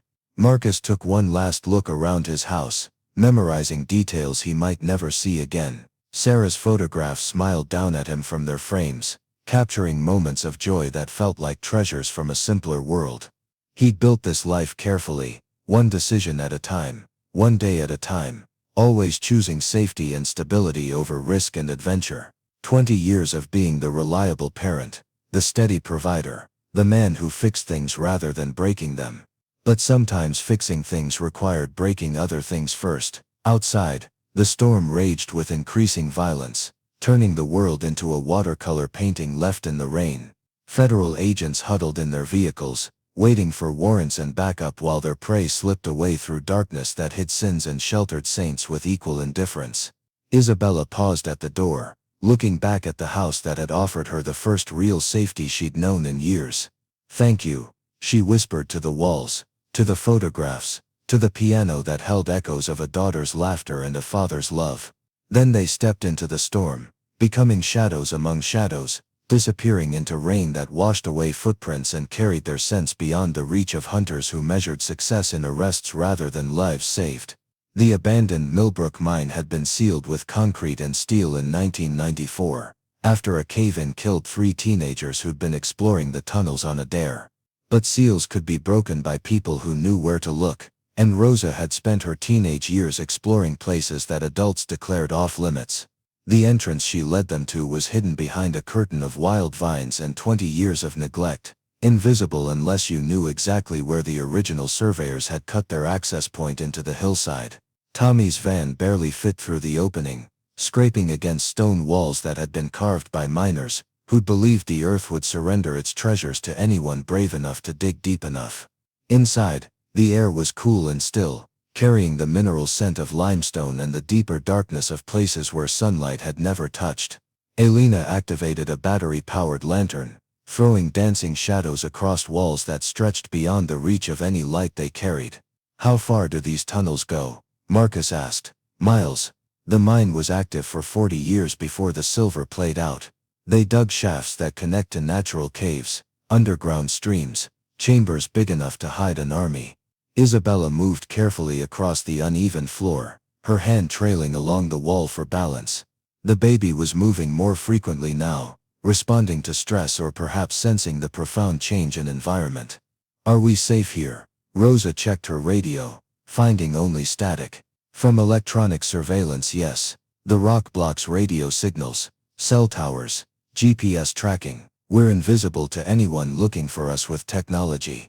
And from people looking for us with feet and flashlights. The entrance we used is hidden well enough that casual searchers won't find it.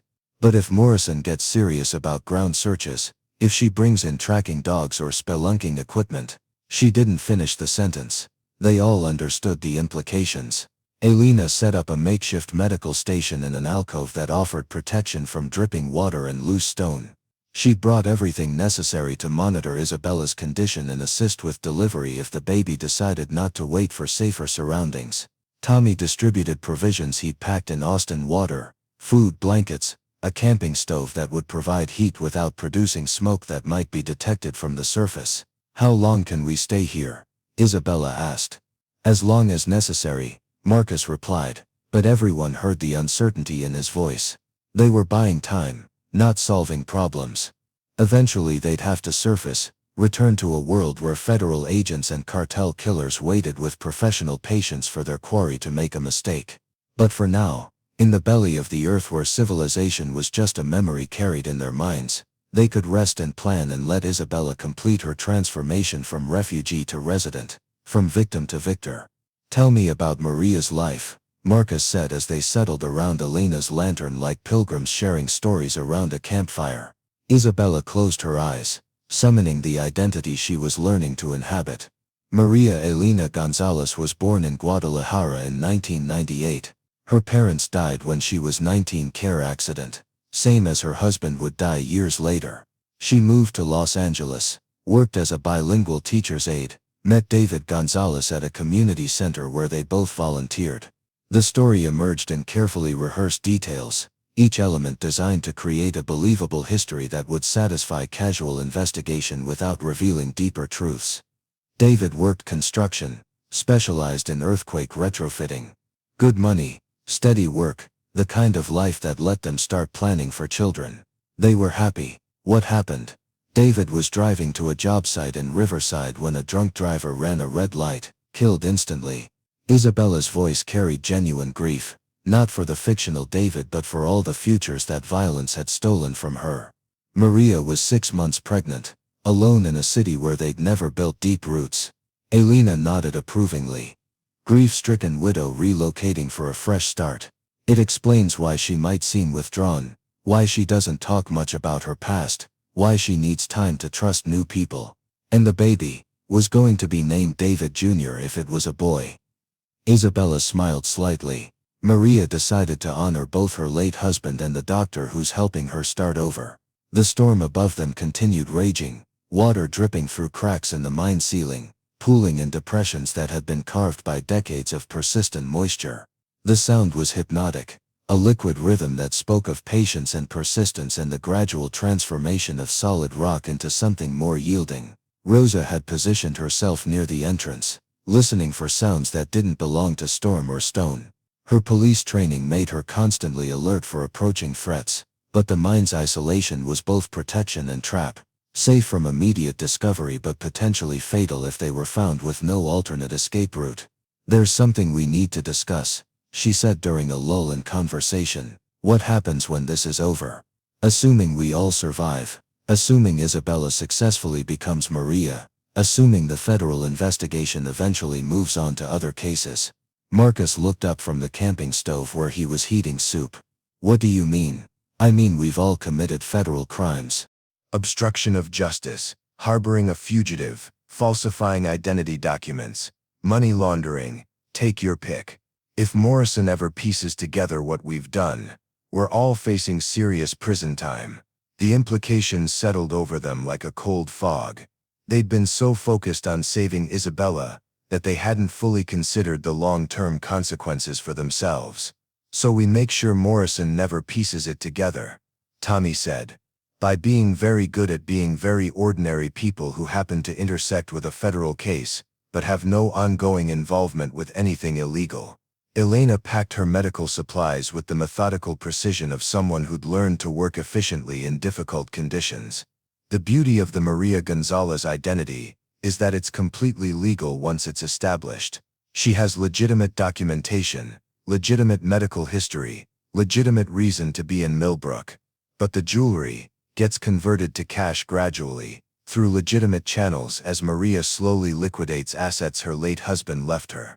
Estate jewelry, pieces that David gave her during their marriage, items with sentimental value that she's finally ready to sell. The plan had elegant simplicity, Marcus realized. Each element built on the others, creating a foundation of lies so carefully constructed that they might as well be truth. But it required Isabella to commit completely to being Maria Gonzalez, not just in public but in every aspect of her existence.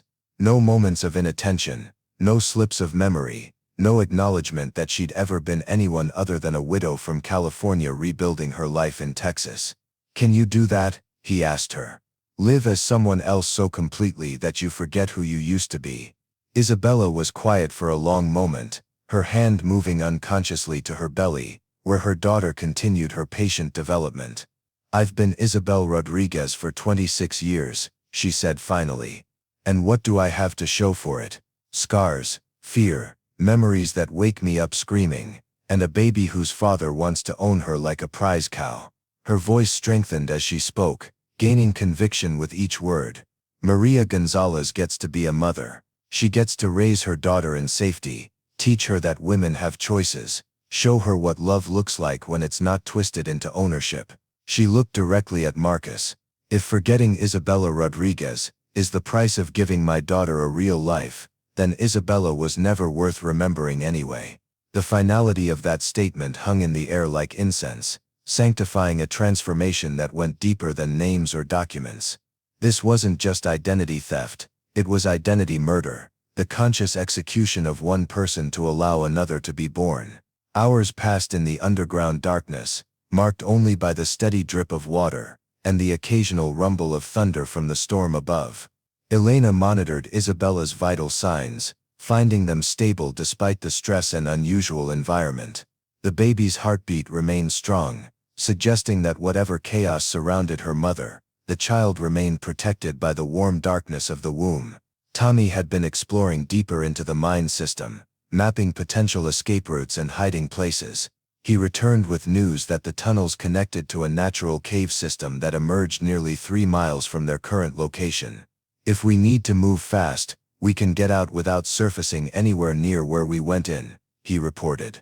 But the path is rough, lots of climbing and crawling, not ideal for someone in Isabella's condition. Maria's condition, Isabella corrected gently. Tommy nodded. Maria's condition. Rosa's radio crackled to life, picking up fragments of police communication from somewhere above ground. Federal units were coordinating searches throughout Millbrook, checking hotels, questioning residents, following up on every lead that might reveal where their quarry had gone to ground. Sounds like they're being thorough, she said. Sounds like they're desperate, Marcus replied. Which raised a question none of them wanted to consider too closely. Why was Agent Morrison investing so much federal resources in finding one pregnant woman? Even if Isabella possessed valuable intelligence about Carlos Herrera's operations, the scale of the manhunt seemed disproportionate to the potential reward. Unless Morrison had reasons for finding Isabella that went beyond building a case against drug dealers.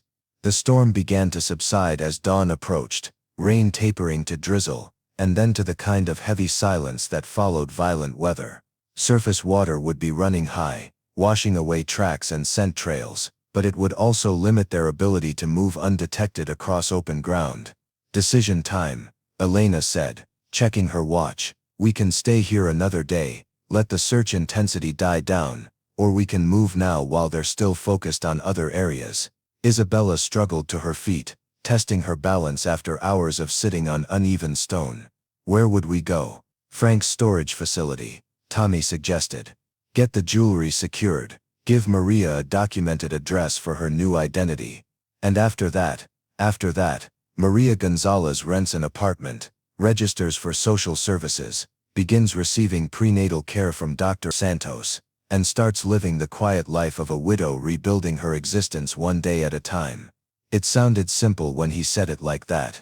Almost ordinary. They gathered their supplies and prepared to surface 4 people who descended into the earth as conspirators, and emerged as family, bound together by secrets that could destroy them all or set them free, depending on how well they'd learned to protect each other from a world that measured success in arrests rather than lives saved. Marcus led the way toward the hidden entrance, moving carefully through darkness that had become familiar. Behind him, Isabella followed, her steps steady despite her condition, transforming with each breath from someone running from the past into someone walking toward a future she'd never dared imagine. The mine gave up its secrets reluctantly, releasing them into dawn light that painted the Texas landscape in shades of gold and promise. Somewhere in the distance, federal agents continued their search for a woman who no longer existed, hunting a ghost while the living began the long work of learning how to hope again. But that was a story for another day. In a world where Maria Gonzalez would teach her daughter about resilience, and Marcus Chen would discover that sometimes the most heroic thing a man could do was refuse to let evil win, no matter how high the cost or how long the fight. The storm had passed, washing the world clean, and in its wake, new stories were waiting to be born. 6 months later, autumn painted Millbrook in shades of amber and possibility. The maple trees along Elm Street wore their seasonal crowns like celebrations of survival, their leaves catching morning sunlight and throwing it back in fragments of gold that danced across sidewalks where children walked to school and adults hurried toward jobs that paid bills and built futures one day at a time.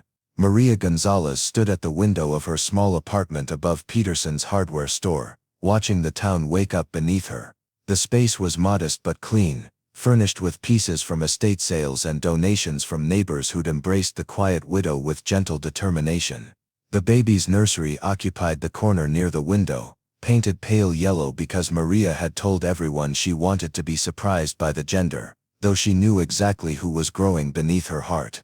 Elena Sofia Gonzalez had been born on a Tuesday in October, arriving 3 weeks early but healthy and perfect in the way that all babies were perfect when they drew their first breath in freedom instead of captivity. Santos had delivered her in the clinic's birthing room, with Marcus holding Maria's hand and whispering encouragements that carried 20 years of single-parent wisdom.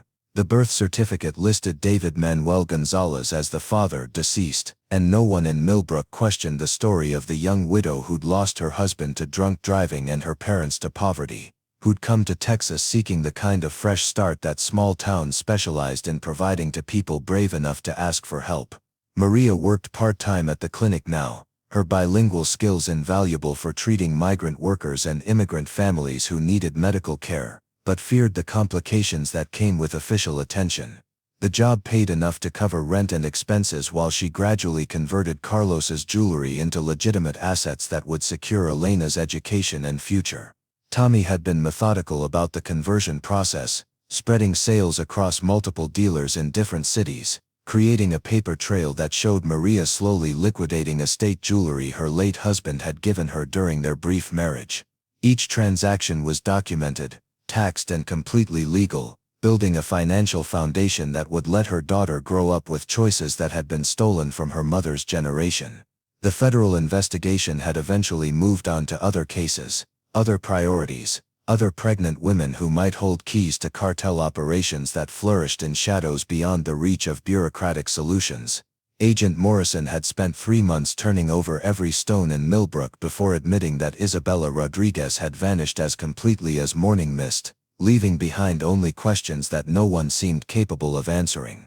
Rosa had been promoted to detective sergeant, partly in recognition of her handling of the diner incident, and partly because the department needed someone who understood that sometimes the most important victories were measured in lives saved rather than arrests made. She stopped by Maria's apartment regularly, ostensibly for wellness checks but really because the four of them had become family in the way that shared secrets and mutual survival created bonds stronger than blood. Marcus had reopened his diner after a month of renovations that removed all traces of that violent night when 3 men with guns had learned that small-town courtesy had limits. The new tables were sturdier, the windows reinforced, and a discreet security system monitored the dining room where truckers and locals gathered to share coffee and the kind of conversations that built communities one story at a time. He'd also installed a baby changing station in the restroom, though he claimed it was just good business practice for attracting young families to his establishment. Maria brought Elena for lunch twice a week, letting the little girl sleep in her carrier, while the diner's regular customers took turns holding her and pretending they weren't completely enchanted by the way she gripped their fingers with startling strength. Sarah had returned from Austin for Elena's christening, bringing her boyfriend David and a nursing degree that would let her work anywhere she chose. She'd hugged Maria carefully after the ceremony, whispering that any woman brave enough to start over deserved all the happiness the world could provide. "She's beautiful," Sarah had said, studying Elena's sleeping face. "She has your eyes but something else too, something that looks like hope." Maria had cried then, not from sadness but from the overwhelming gratitude of someone who discovered that love multiplied rather than divided when it was shared with people who understood its value. Elena was sitting in her high chair now, 6 months old and fascinated by the way morning light moved across the apartment walls. She babbled constantly in the universal language of babies who had important things to say about a world they were just beginning to explore. "Good morning, Mia," Maria said, lifting her daughter from the chair and settling into the rocking chair that Marcus had built from oak salvaged from the old mine supports. "Ready for another adventure?" Elena gurgled her approval, tiny hands reaching for Maria's hair with the confident expectation that the world would always provide interesting things to examine and people who loved her enough to keep her safe while she learned to navigate existence on her own terms. The morning routine was sacred now, these quiet moments before the day's responsibilities claimed their attention. Maria would rock Elena while the town woke up outside their windows, humming lullabies that carried echoes of the grandmother Elena would never meet but whose love lived on in the music that helped babies fall asleep and mothers remember that survival was just the beginning of victory. A knock at the door interrupted the peaceful ritual. Maria tensed automatically, old habits dying hard despite months of safety that felt increasingly real with each passing day. But the voice that called through the door belonged to Elena Santos, and Maria's shoulders relaxed as she carried the baby to answer. "Morning appointment," Elena said, setting her medical bag on the kitchen table. "How's our girl doing?" "Growing too fast," Maria replied, settling Elena on the examination table they'd improvised from kitchen supplies. She rolled over yesterday, completely terrified herself, then did it 3 more times to make sure she could. Elena listened to the baby's heart, checked her reflexes, measured her length and weight with the careful precision of someone who'd learned that small details often revealed large truths about a child's development. "She's perfect," Elena announced. "Strong, healthy, hitting all her milestones right on schedule. And me."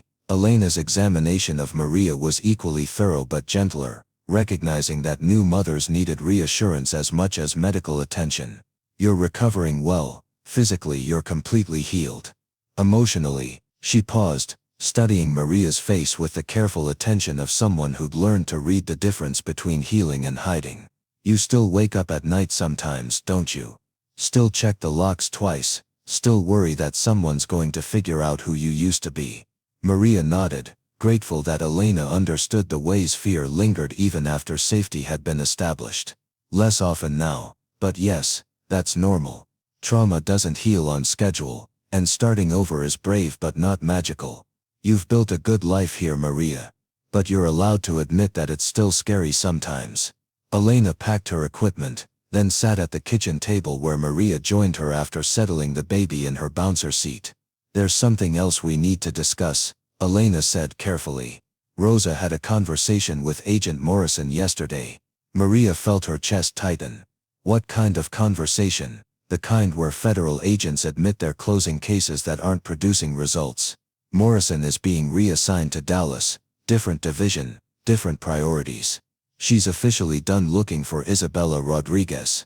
The relief was immediate and overwhelming, washing through Maria like warm water after months of holding her breath, but it was followed quickly by something else, something that felt almost like mourning. "So Isabella is really dead now," Maria said quietly. "Not just hidden, gone." Elena reached across the table, squeezing Maria's hand with gentle understanding. "Isabella died the night she walked into Marcus's diner. Maria Gonzalez was born when she walked out again. But what if I miss her? What if there were parts of Isabella worth keeping?" "Then you keep them, not the fear or the scars or the memories that wake you up screaming, but the strength that kept her alive long enough to become someone else. The love that made her fight for her daughter's future even when she couldn't imagine her own." Elena stood, gathering her bag and preparing to leave for her morning rounds. "Maria, you don't have to forget every part of who you used to be. You just have to make sure that the parts you remember make Maria stronger instead of more afraid." After Elena left, Maria carried her daughter to the window where they'd started the morning. The town was fully awake now, people moving through their daily routines with the comfortable predictability of a community that had learned to take care of itself.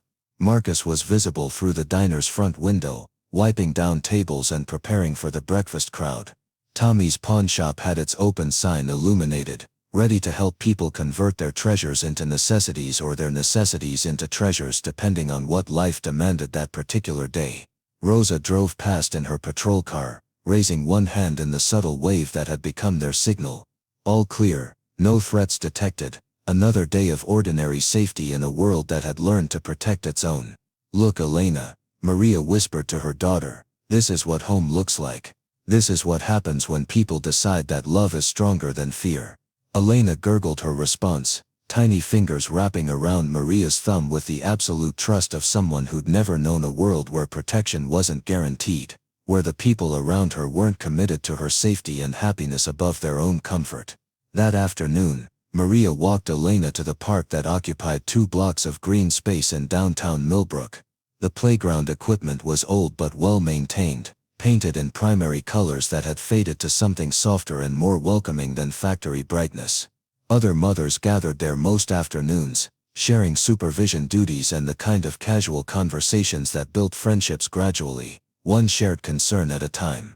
Maria had been welcomed into their circle with the gentle persistence that small towns used to adopt newcomers who proved they intended to stay and contribute rather than just pass through. "Maria," Jennifer Walsh called from the swing set where she was pushing her 3-year-old son. "How's Elena doing with the rolling over?" "Too well," Maria replied, settling onto a bench where she could watch Elena explore grass with the focused intensity of someone discovering texture. "She's figured out that mobility equals independence, and now she wants to investigate everything. Wait until she starts crawling. Linda Morrison warned, appearing with her twin daughters and a diaper bag that looked like it could supply a small army. Then you'll understand why baby-proofing was invented. The conversation flowed around Maria like water, comfortable and undemanding, the kind of social interaction she dreamed about during the years when every human contact had been measured for potential danger. These women knew her as the quiet widow who worked at the clinic, who was raising her daughter alone but with grace, who contributed to their community in small ways that added up to something valuable. They didn't know about Carlos or federal agents or jewelry that had bought freedom with the accumulated price of violence. They didn't need to know. Maria Gonzalez's story was complete without those chapters, and Elena would grow up knowing only the version where her mother had always been brave and free and surrounded by people who cared about her future. Maria, Jennifer said during a lull in conversation, we're organizing a potluck for next weekend, sort of a harvest celebration. Would you like to contribute something? Maybe those empanadas you brought to the school fundraiser. The invitation was casual, but Maria understood its deeper meaning. She was being asked to participate not as a charity case or someone who needed help, but as a community member whose contributions were valued and whose presence was desired. I'd love to, Maria replied, and meant it completely. That evening, after Elena had been fed and bathed and sung to sleep with lullabies that mixed Spanish and English in the universal melody of maternal love, Maria sat at her kitchen table with a cup of tea and a letter she'd been writing for weeks but never finishing. The letter was addressed to no one and everyone, an attempt to document the truth of what had happened in case someday Elena needed to understand why her origin story was more complicated than most children's bedtime tales. My daughter, she wrote, by the time you read this you'll be old enough to understand that sometimes people have to become someone else in order to become who they were always meant to be. The words came slowly. Each sentence weighed against the possibility that someday federal investigators or cartel enforcers or simply curious neighbors might find this record and use it to unravel the careful construction of their new life. But Elena deserved to know, Maria decided. Not the violence or the fear, but the courage that had transformed terror into triumph, the community that had chosen compassion over self-preservation, the love that had proved stronger than every force that tried to destroy it. She wrote about Marcus, the man who'd stepped between strangers and danger because his moral compass pointed toward protection rather than profit. About Elena Santos, who'd risked her career to give a frightened woman the chance to heal instead of merely survive.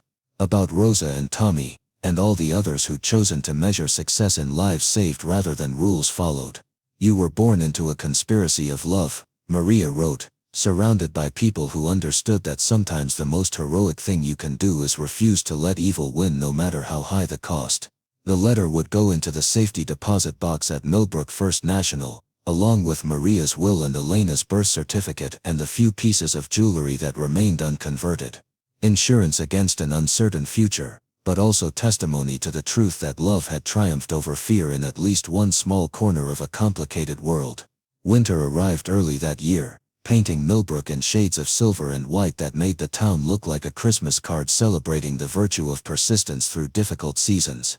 Elena's first Christmas was marked by a gathering at Marcus's house that had officially become their family tradition, though none of them had voted on it, or made any formal declarations. The tree occupied the corner where Sarah's piano had once stood, decorated with ornaments that told the story of their unconventional family. Handmade angels from Elena's craft supplies, stars cut from cardboard that Elena had painted in the careful cursive of someone learning to write her own story. Elena crawled now with the focused determination of someone who discovered that the world was much larger and more interesting than the view from a bouncer seat. She made circuits around the living room, investigating wrapped presents and loose ribbons with equal enthusiasm while the adults prepared a meal that mixed traditions from multiple cultures and several generations. She's going to be walking before her first birthday, Sarah observed, watching Elena pull herself upright against the coffee table. Look at that determination. She gets that from her mother, Marcus replied, carrying a platter of tamales that Maria had taught him to make. Stubborn has served the women in this family well. Maria looked up from where she was helping Elena navigate the complex physics of standing upright. Family, did I stutter? Marcus asked, his tone gentle but firm. You think we went through all that trouble just to be neighbors? The conversation continued around them, but Maria found herself caught in a moment of pure gratitude so intense it felt like prayer. Elena gurgling with delight as she discovered she could make the wrapping paper crinkle by grabbing it with both hands.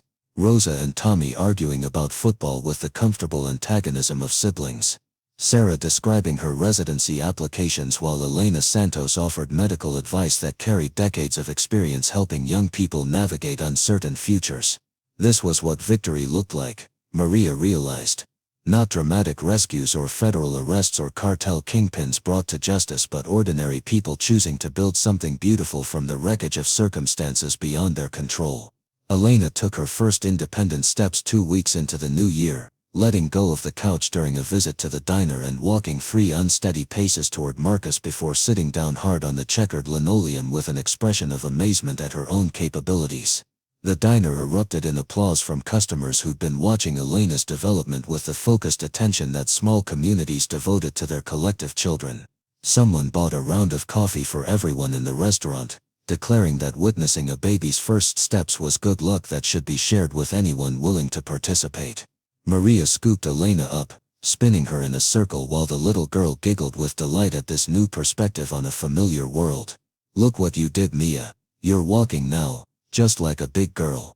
Elena babbled her response in the confident tones of someone who just discovered that independence was not only possible but remarkably entertaining.